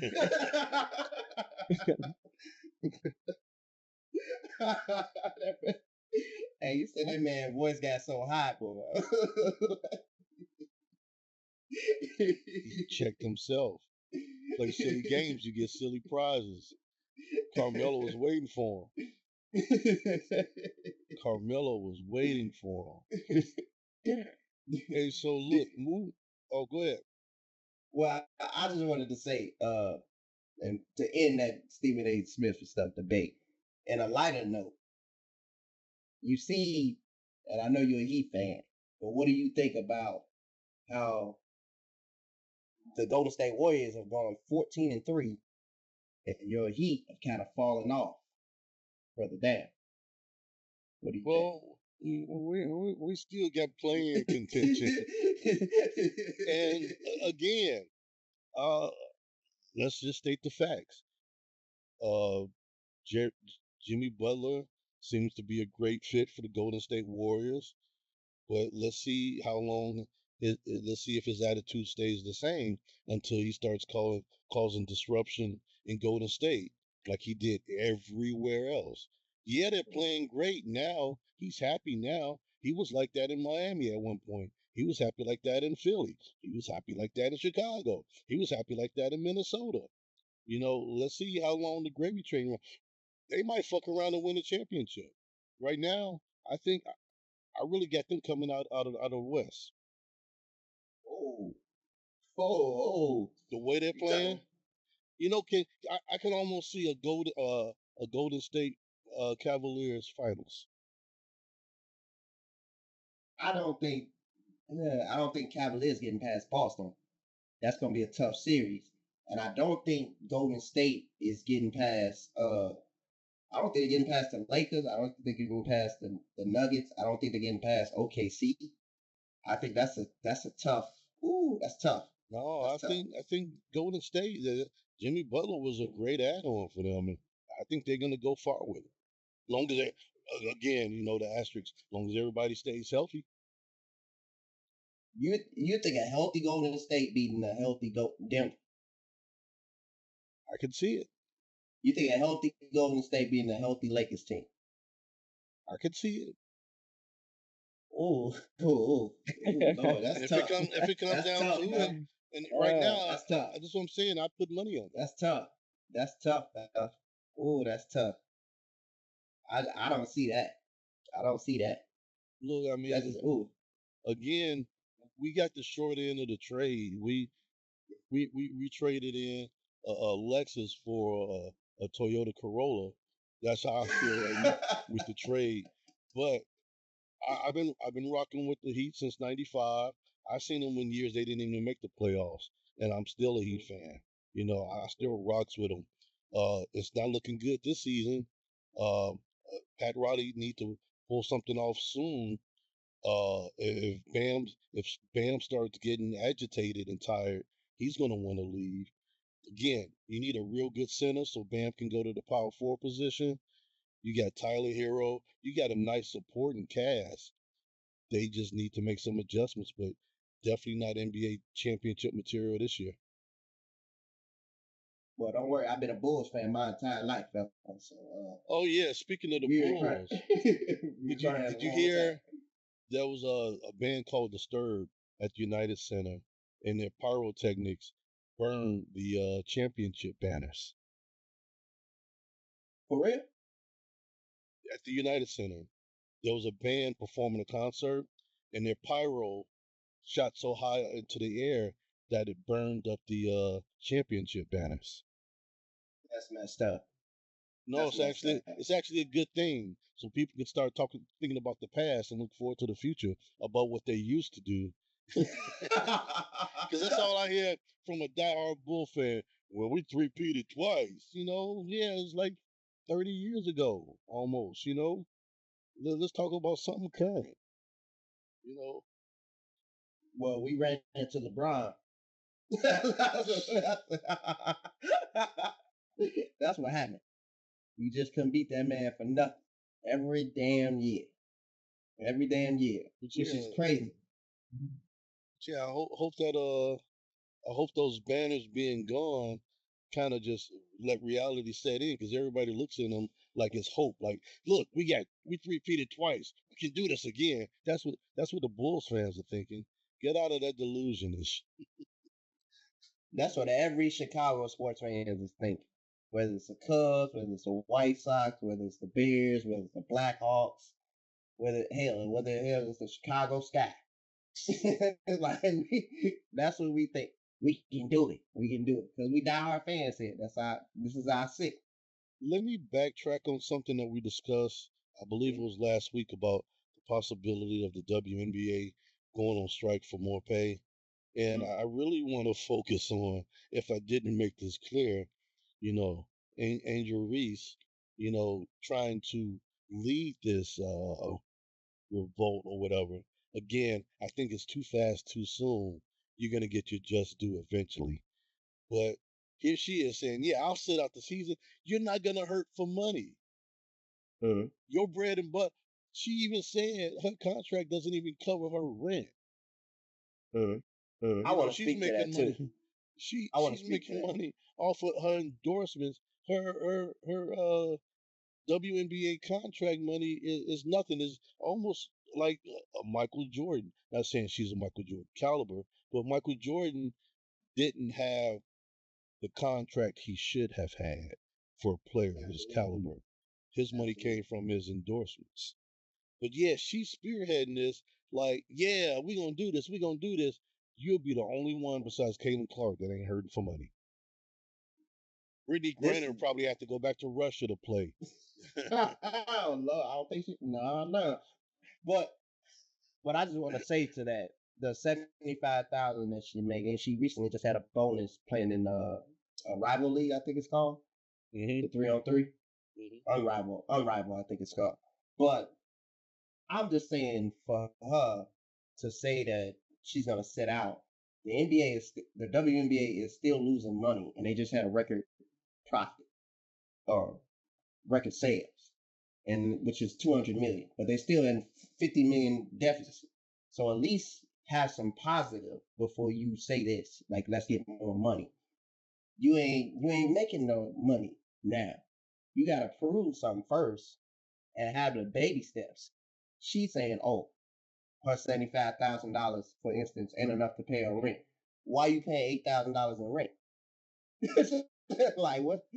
First of all, and the WNBA pays for an apartment for them and a car.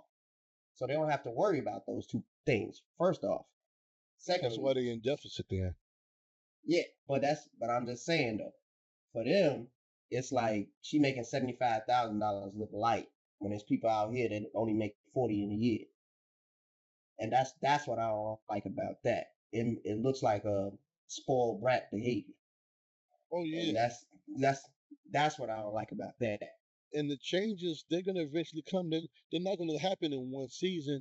Already the game scheduled between the Sky and Caitlin Clark, I can't even think of their team name right now. Fever. Yeah, the Fever. Yeah, they already moved those games that are going to be played in Chicago to the United Center. So that just shows you the need for growth. It's not going to happen overnight. But yeah, I would love to see that strike happen. And that's they'll be losing out because it's at least have some profitability before you do some stuff like that.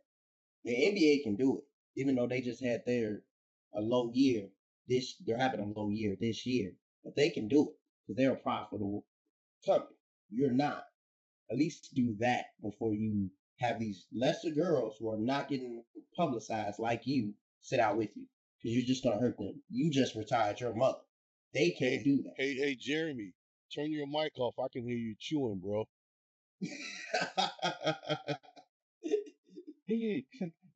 Jeremy's indisposed right now, audience. But back on subject though, I just think he's showing spoiled brat behavior to me. Oh yeah. To make $75,000 look light, like you're like you out here just making $15 an hour. Come on now. Well, she is kind of doing big things, especially with the endorsement. So, that 75K is looking like, change we might find in the couch, So that's just her. But yeah, exactly. Maybe her and and that's has a shoe deal. Caitlin Clark has a shoe deal, so they're probably not even touching the WNBA salary. But hey, Jeremy, shut your mic off. Man, stop lying, bro.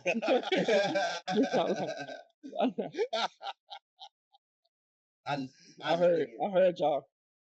And that's what you think? What you think, Jerry? And that's about Caitlin Clark, about the potential set out. The potential set. Well, initially last week I was more so on you guys' side, like saying she should wait, right? But as I started thinking, like this week, thinking about your company you work for, right? If they're in deficit, it don't matter for you. Like you still want your salary, right? You still want your money, or want your portion of it. So if you look at it that way, I can finally understand her viewpoint. But just because I understand it don't mean it's gonna happen, right? So I do think she's moving too fast, too soon. But still, though, I understand where she's coming from. If you think of it like a common person in work, it doesn't matter what the company is providing. I need what I need for me. And then if it doesn't sustain me, I can go elsewhere. You know what I'm saying? Well, that's the thing though. And now if we speaking in those terms, that don't make sense either though. Because you're saying what's for you is for you. but the company's at a deficit. It's just like if you haven't had a raise for 2 years, it's time for you to move on because inflation going up, which is cumulative. It's time for you to move on to a different company. That's not the situation here. She's expecting to get more money at this company that's not being profitable. Sitting out is going to do nothing because the company's already losing money. You're not going to help it gain money by sitting out. And then they give you this up front, and then what happens to the back end? You're just down. And then you still lose. The thing is, I'm not disagreeing with you, but I'm just trying to say I understand where she's coming from. Even though it don't make sense and she's not going to get what she wants, to have that viewpoint of I don't care what you guys are doing with church and how you're budgeting your money, I still want mine. And if she only making $75,000, who to say they can't if they see the trajectory and how the league is growing, she can get a contract now, let's say 100, and then they can get their back pay in 3 years when the league catch up, when they expect it to catch up. What I'm saying is 100 what? 1,000. That's what you I'm going to bring you in on a little joke. I sent Brandon a video Sunday night. If you look at your phone, I just sent you a text. And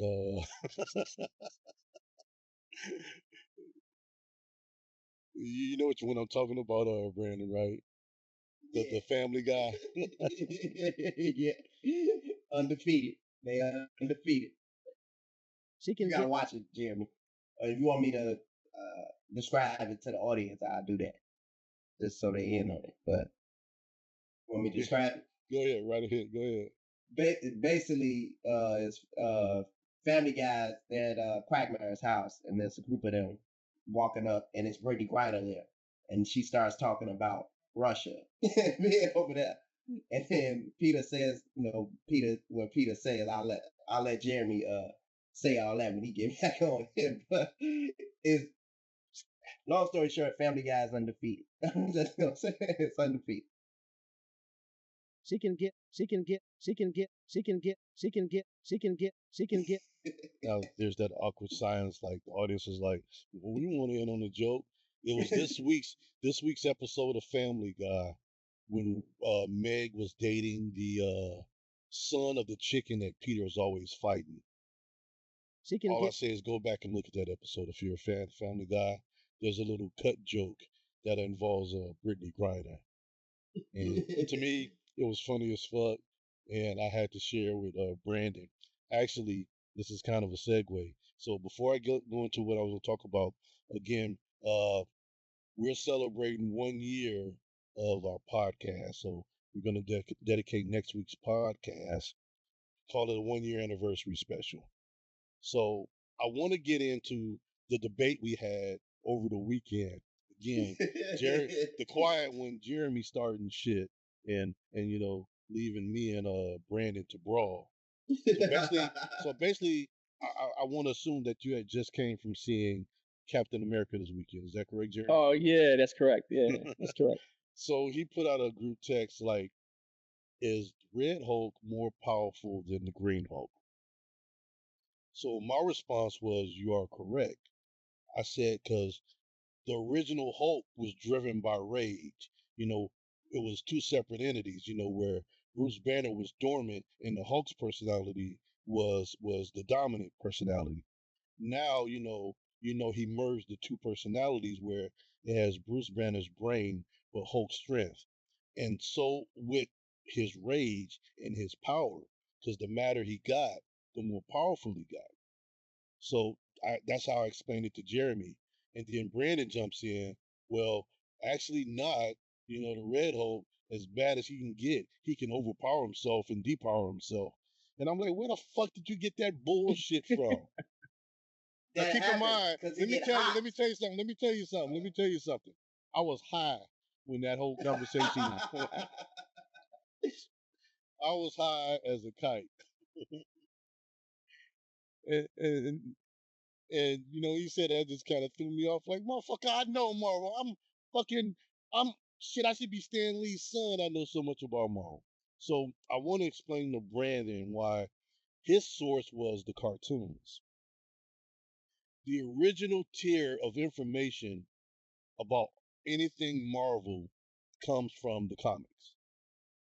Now, when you offset that and you put it in a cartoon or you make a Marvel movie, you have to make adjustments. Whether in a cartoon, the character's life might be a little too edgy, so they have to change it up a little bit, or Thor isn't as strong in the cartoons as he is in the comic books. The comic book is the source material. It's been around since the 60s. And I say that with the event. Captain America's around since the 40s, but I want to say the 60s. So all your source material comes from that. But when you branch it off into cartoons, sometimes the history is a little too harsh, so they got to tweak it around and make it different. And kind of, like for example, Falcon. Somehow he got this psychic link with a bird on an island, and he could talk to this bird. Then he got him a flying suit. But in the movies, the bird is not a bird; it's a drone. So there it is. Changing with the times. The source material is always going to be the comics, and everything else is just an offshoot of the source material. And sometimes they have to tone it down. So yeah, I was the fuck you don't know what the fuck you talking about. I saw it in the cartoon. Like you ain't no real fan. Source material is the comic book. Okay. Wait, hold on. Because I didn't hear from Elroy. So in the comic view, the comic books, what it says about the Red Hawk compared to it doesn't have they ever fought inside the comic books? Oh, them two, yes. Multiple times too. Yeah, multiple times. But at the end of the day, the Hulk's power is controlled by rage, whereas the Red Hulk still remains has his faculties. He still has his brain as Thaddeus Ross, but the fact that he emits gamma radiation kind of makes him more powerful. But you put Hulk in a fight in the comics, and Hulk is gonna pound his ass unless you start getting him like rainbows and puppies and lavender scented oil to calm him down. The Hulk is gonna pound him because he's just gonna get madder and madder. That's it. That's so. I want to hear from Brandon first. But you just proved my point. The Green Hawk is stronger. In the comics, yes. That's no. How you not prove my point? How you not prove my point? Flip it down and rip it and reverse it. No. But you're not taking away from the Red Hulk's power. It's not. He can be calm as fuck, but he's still just as strong with the gamma radiation. He could beat the Hulk. That's what the original when they first fought, he absorbed his radiation. That's how he overpowered it. But as he got angry, like you said in the comic books, that's how he defeated it. So does it not make him stronger? I still say that. Well, I think we're talking in the sense of the MCU. Well, we going to comic books now. I'm talking. No. Comic book is the source material. But Jeremy's question was based on the Marvel Cinematic Universe, the movies. Oh, okay. He wasn't talking about just in general. It was all based off of the movie. So well, they took that away though. This version of the Hulk does not increase his strength. Yes, it does. Bruce Banner, yes. I think that's back. Yeah, partially. So in the MCU, you like a robot right now. Please. No, so in the MCU now you guys. Did we lose? No, he's there. I think it's you, Brandon. Oh, it must be okay. Oh, okay. That's all good. So in the MCU right now you're back. We have Smart Hulk. Maybe it's my poor internet quality. I'm sorry. So in the MCU right now we have Smart Hulk.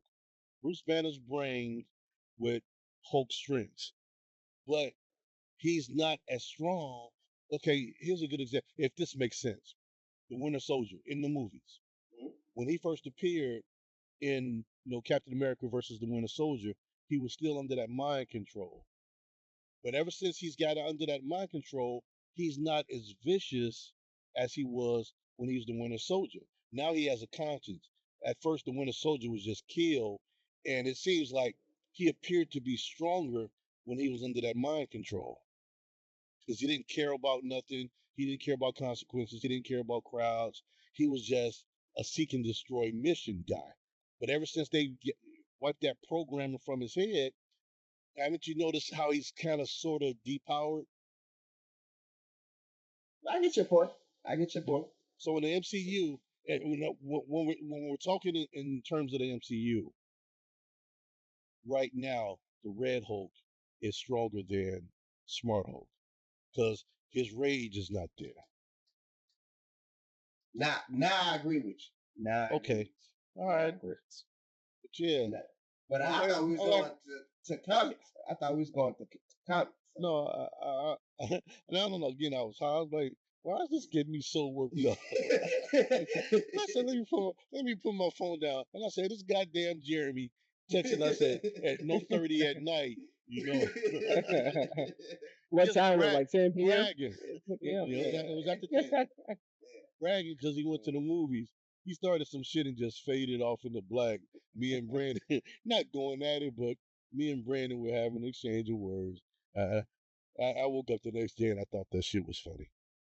Well, we are the I'll say comic book enthusiasts because that's, to me, that was my thing. And my favorite Marvel hero isn't even like in the universe per se, and it's Blue Marvel, but they won't put him in there because he's basically too fucking powerful.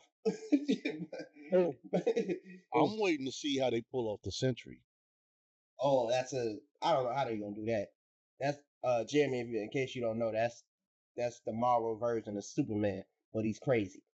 So he's crazy. He's kind of like, I want to say he suffers from like depression. There's something mentally wrong with him. Sometimes he's in full control, and sometimes he's like spaced out. So you have a person, a character of that ability. You had to weaken him somehow, and that's what they gave him.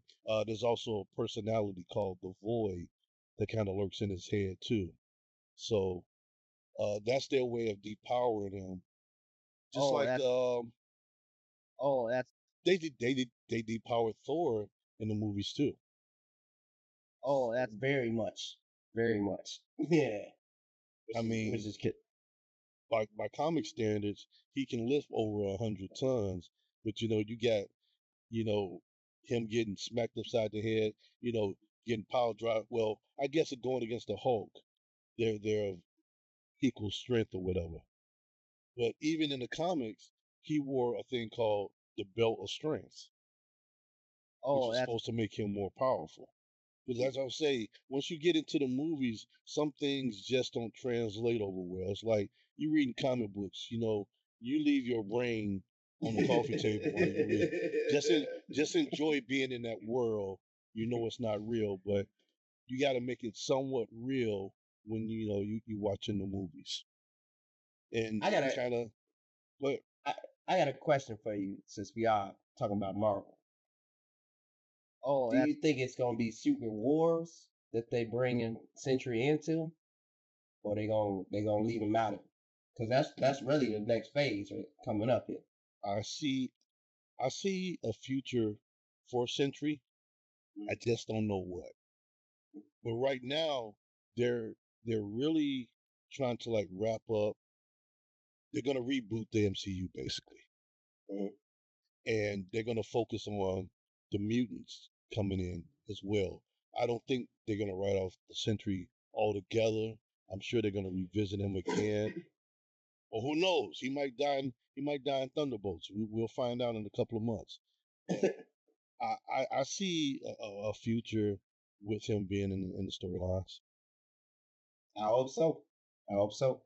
I still hope they put in my favorite though, because Blue Marble was my favorite. When I read that one, just the ability to, antimatter and everything, the fly and like control.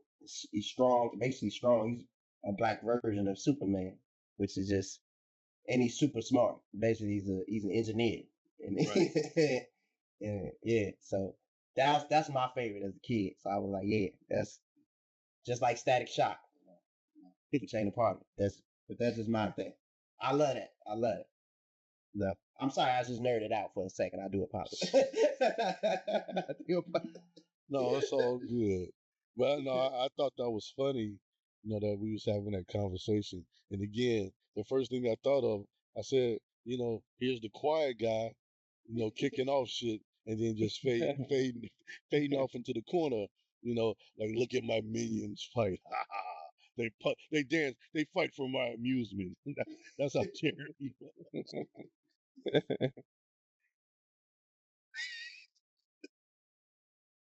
That sound like it hurt it, bro. That sound like it hurt it, man. Hey, let it out, bro. Let it out. Stop it. You messing with that ganja. Oh, not today. Today.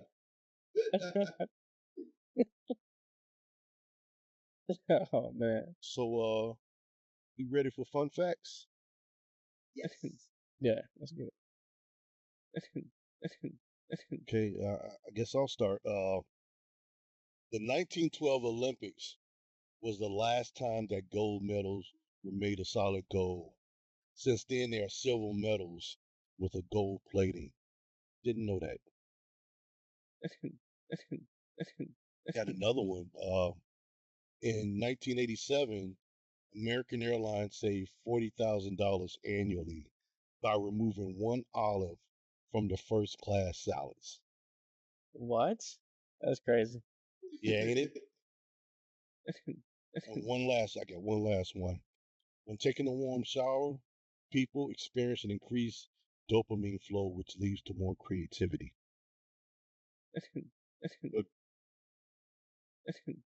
I need that in my So Elroy, are you done? Yes. Okay, so I got three. It was based on the hazing we talked about today. So for starters, hazing was actually started in 1776. I think it was Phi Alpha Beta. Which is, I'm curious to know if their hazing was towards people in their group or outsiders, because it is 1776, right? So I just wonder. My next Your one is initiation, you got to string up a nigger. you just never know, bro. But the other one is from 2000 until 2025. They recorded maybe like 20 deaths from hazing, so almost one per year. Damn. Yeah. Then there's two of them that I thought to just find out the name of them. So there's one called the coffin, and of course it's the coffin. So people have to stay in coffin for so maybe so many days, getting hazed and not eating. Yeah. Then there's the punching haze, which is what we spoke about today. It actually was recorded first in University of Texas. Wow. So those are my four. Well, mine. I know mine wasn't fun, but it was a fact for sure. No, but you know what? You kept it. You kept it along the topics that we was focusing on. That's the first thing that caught my eye, was that you're keeping it relevant to the show. Yeah. My thing was because it's fun facts I wanted to discuss. Because we did highlight some shady cases in regarding Georgia, but I wanted to discuss one thing that was always been shady, and it happened to Martin Luther King. And people don't know he was killed in Memphis, Tennessee, by a man named James Earl Ray. And when they caught him, he was trying to flee to Zimbabwe. And so the man that allegedly killed Martin Luther King was trying to go to Africa. yeah. So they caught him in London. What's the airport here? Heathrow. Heathrow. Yeah, Heathrow Airport. And the reason I bring it up is because he claims that he was set up basically by a man named Raul. And the FBI has unsealed some documents, but not all. The remaining documents will be unsealed in 27. That's for the currently plan right now to unseal those documents. And that's the reason I brought it up, because I saw that in the news today that they're going to unseal those documents. Now they have already done so for the JFK situation. So just that's what my fun facts is covered for that.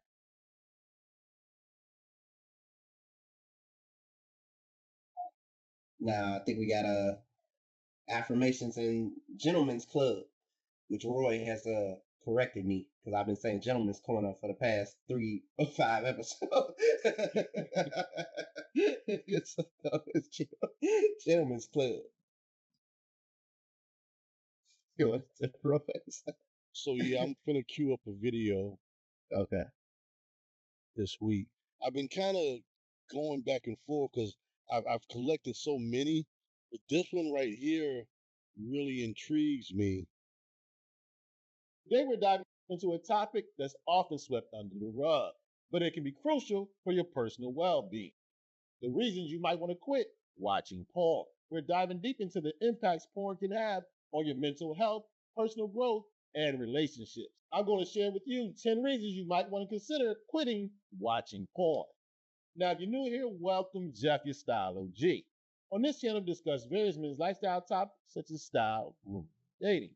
If any or all those topics interest you, I invite you to subscribe, tap the notification bell, and join us. And to my returning friends like Slightly Steven, salute. The first reason you might want to quit watching porn, it can have a negative impact on your sexual performance. Yes, it can affect your stroke game. So you see, prolonged exposure to porn can lead to something called porn-induced erectile dysfunction, where you may struggle to maintain arousal during real-life interaction. Consuming too much porn in your brain can create a contrast between fantasy and real-life sex, and this can hinder your natural sexual responsiveness. You don't want that. Quitting porn can help restore a healthy connection between genuine intimacy and arousal, enhancing overall sexual satisfaction for you and your partner. So if you watch porn and notice your performance hasn't been quite up to par in real life, you might now know why. And that's a kissing cousin to the next reason you should quit watching porn. It can have you develop a distorted view of intimacy. Here's the thing. When you're watching porn, these are fantasy. When you come home, there's not going to be another woman swinging off the chandelier, ready to engage in a threesome, your woman hooked up for you. And your brain gets tricked into thinking these are normal scenarios you should expect. So when you don't get those in your real life, it can really affect how you view intimacy, giving you a distorted view. And this can often lead to your dissatisfaction with regular sex. You have these high expectations that disengage you from reality and make you less satisfied with reality. So by quitting porn, you can level set. Stop overindulging in these fantasies. This will help create more realistic expectations in your regular life. You don't want to develop that distorted view of intimacy pornography can perpetuate. Another reason you should consider quitting watching porn, it can have a negative impact on your social skills. Excessive consumption in porn often leads to guys withdrawing, and this can hinder the development of effective communication skills and interpersonal skills as well. One of the problems with excessive porn consumption, it's a very solitary activity. And if you indulge too much, it makes it very difficult for you to connect with people in real life, especially the ladies. By quitting porn, you can devote more time and energy to real life connections. You know, real girls. This intentional shift from the virtual solitary activities of pornography can help you build up your social skills and navigate real life dating. Spending too much time with those fantasy girls hurts your ability to connect with real girls. But what if you do have a real life girl? Pornography can lead to relationship strain. As we talked about earlier, watching porn can lead to a distorted view of intimacy. This naturally is going to affect your relationship. When you're bombarding yourself with unrealistic portrayals of intimacy, your lady oftentimes isn't going to live up to that fantasy. It can lead to a disconnect, make your lady feel inadequate or betrayed. Quitting porn can help you prioritize the authentic connection you have or want to build with your woman. Doing so gives you the more realistic view of intimacy and can help build a better connection and a better sexual relationship with her. So if you want to guard against relationship strain, you might want to consider lowering that porn consumption. One of the huge potential negative impacts of consuming porn, it makes you objectify women. This will definitely affect the way you see real life women. Porn will often make you, in your brain, dehumanize them, and it can lead to fostering unhealthy attitudes about women in general. You see, all this consumption of porn can lead to a distorted view of how women actually behave in real life. Let me tell you a little secret. The women on porn, they're paid actresses. And you pay for the privilege of looking at them as objects. That's their job. But the women in your real life, don't objectify them. Because this not only hurts women, it hurts you. Let's be honest, all of us pretty much want a real relationship. If you start seeing women in dehumanized and objectified ways, it makes it harder for you to connect. Quitting porn can be a bridge to building healthier, more respectful interactions in the way you see real life women. Now let's talk about another benefit of quitting porn directly on you. Excessive porn consumption can have a negative effect on your mental health. Yes, excessive porn consumption can lead to different psychological issues. Watching a lot of porn can lead to feelings such as guilt, shame, and it's also been linked to a negative impact on your self-esteem. Not to mention the addictive nature of porn can lead to some compulsive behavior. Definitely a negative impact. And one of the issues that definitely can come about with excessive porn consumption, after a while you need more and more extreme things to get you aroused. And this can be a very slippery slope. You don't want that. Breaking free from watching a whole lot of porn can lead to a more positive self-perception, reduce anxiety, and give you a more positive mindset. Yes, quitting porn can have a great impact on your mental health. Here's something you might not have thought about when it comes to porn. Do you realize it can have a negative impact on your personal values? So, exactly how waterproof is the bearskin fleece-lined soft shell jacket? Time to put it. Here's why. You see, a lot of men, especially men I respect, have a code. Oftentimes, consuming porn can go against that code, especially if you have strong moral beliefs or religious beliefs where watching porn conflicts with those beliefs. Continued consumption of porn can easily lead to some inner turmoil, that conflict between what your values are and what you find yourself indulging in. If you have a strong personal beliefs and personal values, porn can easily rub up against these values. You may need to level set. You may need to take some time to figure out if porn aligns with your principles and your values. And if you figure out this is the case, it may help you restore a more healthy balance between your beliefs and your actions. Now, next up is a positive impact of quitting porn that might be common sense. You can get rid of some time wasted. You may not realize how much time people use up watching porn. Especially if it takes you 30 to 40 minutes to figure out the right video. Don't act like you've never been there scrolling and scrolling and scrolling until you find the right one. And on a more serious note, as we mentioned earlier, porn consumption can lead to compulsive behavior. This can lead to hours and hours of time devoted to porn, taken away from where you need to spend more time and energy. You know, your purpose, real life girls, anything positive you may need to be working on, constructive endeavors, personal growth, or achieving some long-term goals. Sometimes the reason for doing or not doing something are common sense. Quitting porn can help you save a lot of time. And we just need to talk about one of the main problems with consuming a lot of porn. It can lead to porn addiction, especially in today's age with so much accessibility to pornographic material. It can easily lead to compulsive behavior, fostering dependency, and you may need to get to more and more extreme videos to maintain arousal. An addictive nature of porn can lead to some of the problems we talked about earlier. Strained relationships, consuming so much of your time and hindering your productivity. Quitting porn and breaking the cycle of addiction can lead to more control over your life and your impulses. This can help lead you to cultivating healthier habits and building better, healthy, real-life relationships. Addressing the potential addictive nature of your porn consumption can help to lead to more healthy, fulfilled, and balanced life. One of the often unspoken problems with porn consumption, it can often lead to relationship infidelity. You see, what can often happen when you overindulge in fantasy, it can lead to you having dissatisfaction with your real life. It can lead to sexual and emotional disconnection and increase the likelihood of you seeking satisfaction outside the relationship. As we mentioned several times in the video, porn creates unrealistic expectations. If your woman isn't jumping off a trampoline and doing backflips into the bed, you may think, hey, I need to go outside and get some of that. It's not happening in your real life, and it's not going to happen outside either, Playboy. And here's the other thing. A lot of consumption of porn can lead to you having less interest in real life connection. And this risks the erosion of trust and commitment to the relationship you're already in. By quitting porn, it can refocus you, get your eyes back on your real life relationship, and help you build or rebuild that authentic, fulfilling connection you used to have with your lady. And by doing so, you definitely lower the risk of you cheating.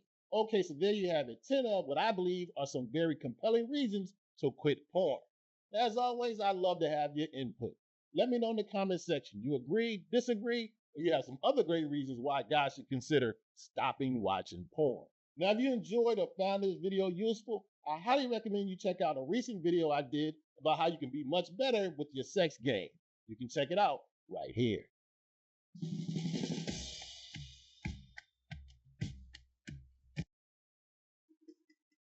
Hey, I had a horrible joke. Said the joke. Roy, when he found that video, he was in the middle of doing some research.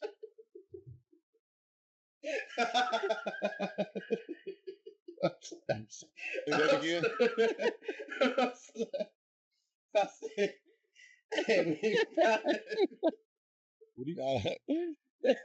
Hey, that's why you thought it's so important, right? Hey, Stop You giggling said like a it's so schoolgirl and so hey, I'm no, what, sorry. hey, no, what's your name? Brandon, Nah, Brandon, I was. Joe in the hand. He had a joke. And some researcher. I said, when you found that video, you was doing some research. So you know what? Let me tell you a story. There's actually a story behind it. Okay. So when we had the COVID shutdown, and we were working from home, I found myself watching an obscene amount of porn. And first of all, I never paid for it. I go on Pornhub. No, and it really, I won't say it turned into a problem, but it just like, damn, I had to watch it like damn near every day. And so my reason for like stopping watching porn is like, and I don't know if you mentioned this or not, it creates a disconnect from the actual experience, watching the videos, you ain't just watching it. You might be doing some type of physical action while you're watching it. I'm not gonna do any gestures, but yeah, just like I felt like it was like creating like a disconnect. So I just gave it up. So when I saw this video, I thought, I've heard other guys, talk about their I don't want to say addiction to porn, but their love for watching it too. Yeah, it is made it as fantasy and unrealistic. But damn, when they bands. Hey, let me say this though. Let me say this on a real subject. A real subject with this. Every man in here, when you discover yourself, you've been out, you done watched a couple things. But I'm just saying, you realize as you get older, the disconnect. Because women out here ain't like that. And first of all, I ain't never seen a good porn actress. I'm just let's be real. Let's be real. Ain't no motherfucker out here lasting 7 hours. Ain't no, first of all, you like. Academy, you would teach their acting. ain't no. First of all, let's be real. Let's be real. I'm just saying. But anyway, I just think he spoke some good facts though, because that stuff will mess with your game. But I think there are parts like some couples out here doing it together. They'll watch it. To me, I just think like that energy should be spent in exploring your partner. Otherwise, you do develop the disconnect, because anybody out here in a relationship, you do get that disconnect, because you're gonna start thinking, well, her titties ain't that big, or her ass ain't that big, or one look bigger than the other, or damn, my teeth fucked up, or damn, look at her fucked up ass weave, some shit like that. But that's just what I'm saying. It develops that disconnect, and that's why it's like it's not even worth it. If you really try to be in a relationship, it's not even worth it. So Hey, what I you think about my era, right quick. So we were in the era of videotapes, and the videotapes would get passed around. And then one night I'm watching this comedian, and he just fucked my whole understanding up. He said, "Do you ever borrow a video porn from your friend, and you just load it in and push play?"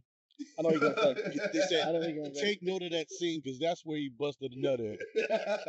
Jesus. That's where he got off at. I was just like, wow. That's Jeremy, terrible. Jeremy, go to your point before we get banned. No, I just want to say his point is right on. I just think he's 30 years too late nowadays with the virtual machines, the AI. It's more realistic nowadays, right? But it's one thing I thought about that he said. It was a good point. He said like after you actually do the act of watching and doing the do, you have that guilt, right? So I'm not sure if everyone had that guilt, but most I'm people, like, damn. I got shit to do, and I've been sitting there watching this bullshit all day. Yeah. So yeah, there is porn guilt. Hey, I can't even say that. But you get over it real quick though. Wait, no, it's starting to make sense, Brandon. This is why, like, everybody never go out with us, but we can ask them to go out. And we say, no, I'm in the club tonight. Hey, No, I won't say no name. I'm done. I haven't watched it in years. No, I was playing, bro. I was messing with you, man. Hey, I'm not gonna say no names, but we all know a certain individual that'll tell us. But we all on work trips with him. He'll tell us he going to that room and he got that white robe on and he's spending time in there. We know individual, but I ain't gonna say his name. But we know individual. Bro, you know him too. Are you sure though? We know his name. Are you sure though? We gonna say his name. Yeah, that's crazy. No, I saw that being one of the subjects, and like right now, I got like a whole list of videos of his that really stick out, and that was one of them. And we making jokes about it, but some of that shit is true. It's like you grow disconnect, or your expectations become unrealistic, and so on and so forth. But yeah, we all get the porn guilt. But my guilt is only lasts for about 3 minutes. It's like, what the fuck was I watching that? And then I'm off doing something else. I done totally forgot about it. Oh, spank this hand. Never in that one instance you mentioned, wash your hands.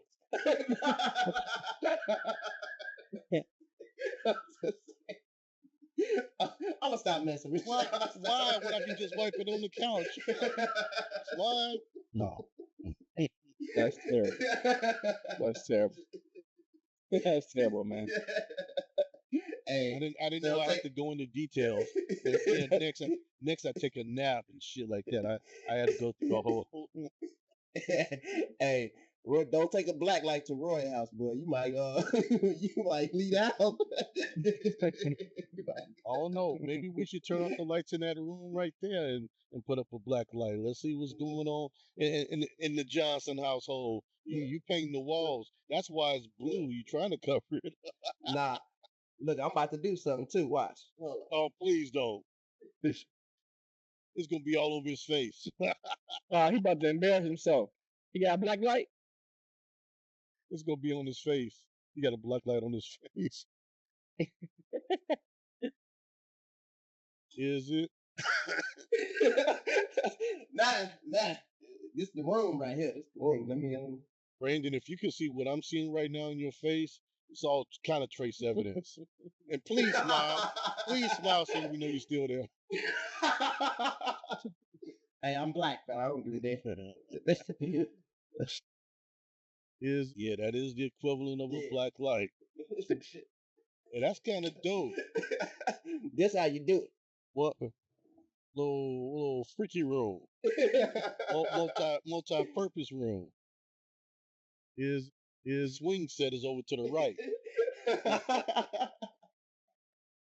But no, I knew I was gonna catch a lot of shit for that, and I can take it much as I deal it, but I think if we put all the jokes to the side, that is kind of a serious thing, though. Yeah, every man ain't gone through it. It's just every man ain't gone through what? A bottle of lotion? Hey, whatever you use. Hey, people out here dry rubbing. I don't know. But I'm just saying, every man has gone through that. But it's unfortunately been part of a lot of us growth, because and some people don't grow from it. But hey, if you need help, get help. So that stuff it can't be very damaged.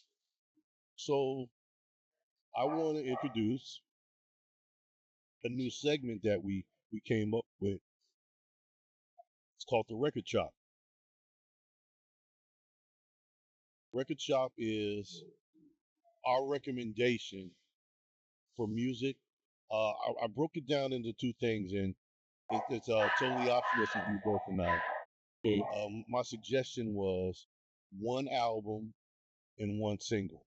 And the reason I say one album, there's some classic albums out there that you can play from start to finish and play it over again. And then there's some singles that's on a garbage ass CD. It's just one or two, three songs off that CD. That's why I say an album or a single. So I know I got an album and a single to share, and I know you guys said you might just have singles. To each his own. And the reason for this is I love music. I love to share music. So I want to give a gift of music. I hope one of our recommendations, spark you to go on YouTube or Spotify or whatever music source and just give it a listen, give it a try. And my music taste is all over the place, but I'm going to start pretty simple. My album recommendation is Mary J. Blige's My Life. I mean, male or female, if you went through that thing in a relationship, this was that therapy album. And even though they had some feel good songs, you can play those too. But everybody that was going through a thing during that time period, they played that Mary because it seemed like Mary understood what you was going through at that time. So my album recommendation is My Life by Mary J. Blige. Personally, I believe that to be her best album. That was her second album that came out. The first one was just as good. And not to discredit the other ones, but I think those were her best pieces of work. So the album My Life by Mary J. Blige is my album recommendation.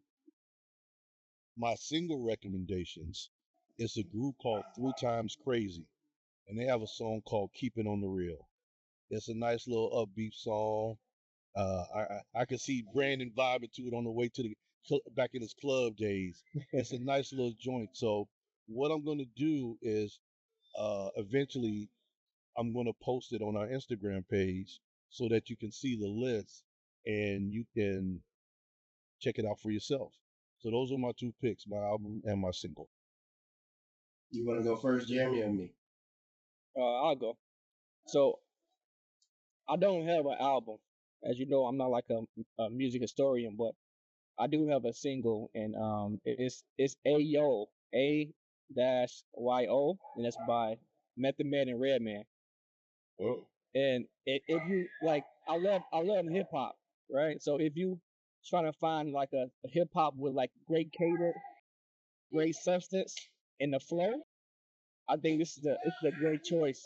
And because like it's like it's an old school rap, but it has like the substance and flow with it. So it's like it's modern and old school in one. I just think it's dope. So Brandon, if you never heard it, or if it's been a while since you heard it, please check it out, man. Ayo by Method Man and Redman. Also, I'm a big fan now of Redman. I never heard of rap. Until recently, but big fan. All right, for me, one album that I could listen to is and y'all might get a laugh out of this, maybe not. with Watermelon Chicken and Grits by Nappy Roots. That is my art. If you want to know my personality, that album tells you. That's just humble beginnings. Basically, is a phrase I'll use for that. And my single is actually tied to that album, or I'll just say it, Po Folks. Like I can listen to that all pretty much all day, all my life, all my life. I can listen to that, and I love feel good music, and that whole album to me is like a feel good album. Like, Can you repeat the name of that album again? Watermelon Chicken and Grits by Nappy Roots. Man, that whole album, that's my personality right there, and it's all feel good music. That song on there like the ride, the Po Folks, Okay. Hold Down. You know, it's a nice album. Nappy Roots. All right, I'm gonna have to check that out. So yeah, that was music record shop. So now we're gonna go into our affirmations. The ones I have this week are basically the ones that I come up in my head as I'm driving to work. So it's nothing, pre-planned, or maybe the experience of the day might have an effect on the affirmation for the next day. Like I said, it's something I do in the morning to just get my mind right. And ever since I've been doing it, I think I've been responding to it better, being less stressed about, things that's going on. My position is very stressful because all I do is listen to people's problems. I'm not a therapist. I'm a service manager. And so all I do is get complaints and problems and people demanding shit. So I've learned to deal with it better. So here's some of the affirmations that I say to myself in the morning.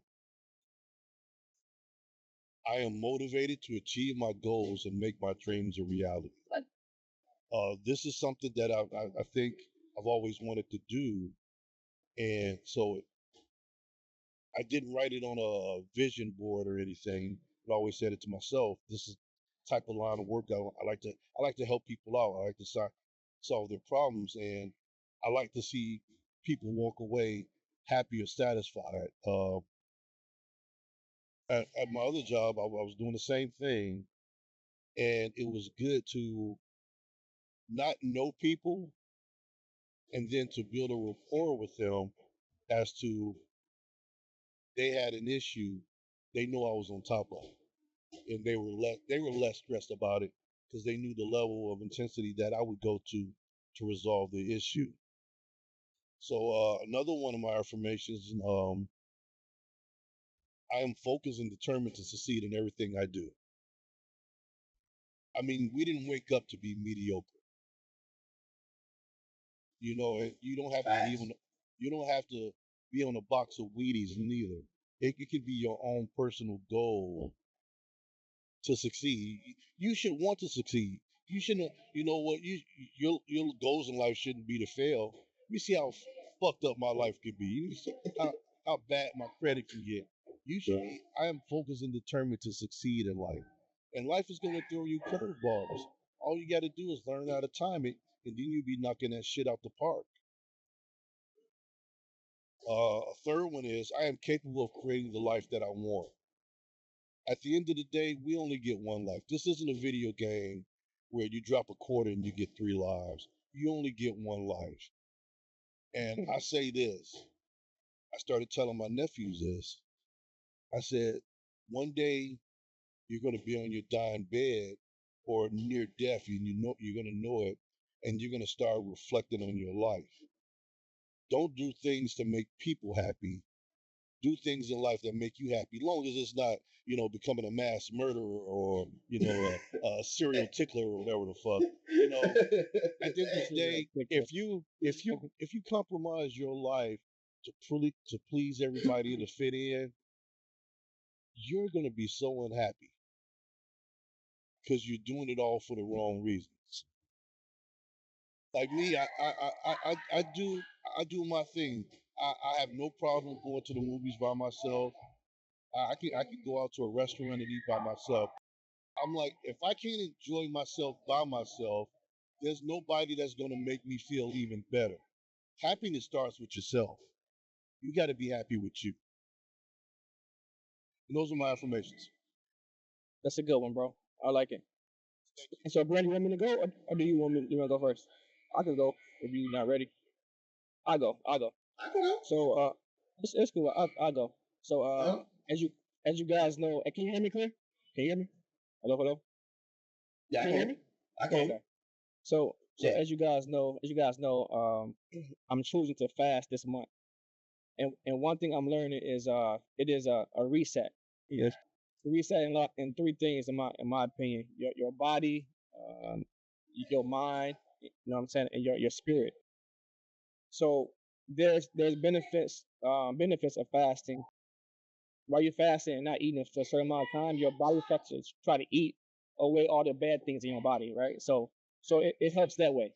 And then also by not spending time to eat lunch for that 1 hour, now I have more time to think about either my day. I have time to myself. I get back so I can meditate, I can pray, I can do whatever, right? So it's helping me in that way, and I think it's very beneficial.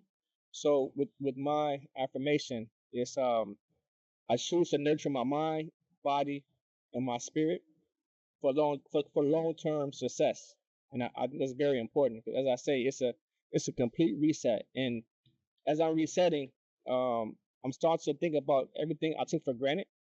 I can now rethink it. Like I'm blessed to even have food every day. There was times growing up as a kid, I didn't have meals every day. You know what I'm saying?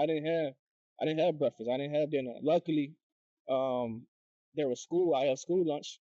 I have a hot lunch. You know, so imagine only having one lunch. Sometimes then on weekends you can be shot. You know what I'm saying? So having one meal a day and then trying to go to school, trying to do sports, it can be a big hurdle. So now that I'm fasting, I can think back on that and give more appreciation to life itself and be thankful for everything I have. 'Cause it can be gone tomorrow, you know. And like the guy Anthony said, it's not earned, it's given in that way. So I was blessed. I was blessed. I just want to say it's one thing. It's not me. I did nothing special. I'm just blessed, and I just want to give thanks, you know. And that's it. That's off to you, bro. That's off to you. Right. Uh, Mine are very simple and just speaks to my life in general. A lot of times we have bad moments or bad events or bad days, bad years. Oh, yes, But there are good years and everything. And it's just this phrase kind of speaks to it all. Embrace the journey. Because it's not only making you the best version of you, it's making you a unique version of you. No one's gonna be like you, no one's gonna have your experiences. No one's gonna have your joys. No one's gonna have your sad moments. No one's gonna have your very unique moments. So embrace the journey. It's very simple for that. And we all out here, we had those moments like, man, why I'm going through this? Why I got to deal with this? Why? And like it say in the Bible, why not you? You learning, you growing in every moment. So embrace it. And then my next one is just speak to discipline, which sometimes we all struggle with. For me, myself, it's a battle every day, But discipline makes you succeed in ways that no one else can. When you discipline in your diet, you discipline in your religion, you discipline in your fitness, you evolve in ways that are evolutionary. And that's the way you should focus. Focus on discipline. And it all falls in line. Those are my 2 lists. So, Well, there you have it. Another one in the books, episode 41. As always, it's been a great time. I had fun with you guys. Next week is the Jackie Robinson episode. Oh, 42. 4-2. Say that. We moving along, fellas. Yeah, we moving along. We growing. We adding some more tricks to the podcast. We did a breakdown. Our views are increasing. Our subscribers are slowly increasing, and we're gonna work on spreading the word more and getting more subscribers. So we want to thank those that took the time to subscribe. That means they want to get alerted when we're dropping another video. And again, thanks for the love. This is the motivate. It's great for us. It's a learning tool for us, but it's that extra pat on the back from you, the audience, when you like, comment, and subscribe. Yes. And I didn't mean to steal Brandon's catch line. That was just a phrase. But Brandon's going to tell you what to do. Brandon, what should they do? Definitely like, comment, and subscribe. We like hearing from you. We love the positive feedback that we've been getting, in negative, whatever it is, but we love it all. And we did receive on our just specifically because I just read it actually. We did receive some positive feedback for our Black Heroes episode. So I read that comment, and we do thank you for doing that. You know, I won't say the person's name or anything, but we definitely love that. You know, we here, we voicing our opinions, our thoughts, things that inspire us, people that mean something to us, and it's just sharing it with the world. So we hope y'all definitely like, comment, and subscribe. Dead ass wrong. Which happen often. No. and you know what the thing, you know, it might be annoying to argue with you, but you do stand your ground. No, the motherfucking sky is pink stars with sparkles in it right now. Like if that's what you see, hit over the head with a box of Lucky Charms. That's why it's What's your final words, Jeremy? You muted, fella. You're gonna unmute yourself. My Not 'cause bad. I'm It's scared. something, it's something Brendan should did all show. Them dogs barking all day. No, but I just want to say thank everybody, man. Like Brendan says, like, comment, subscribe. That's it, bro. Thank y'all.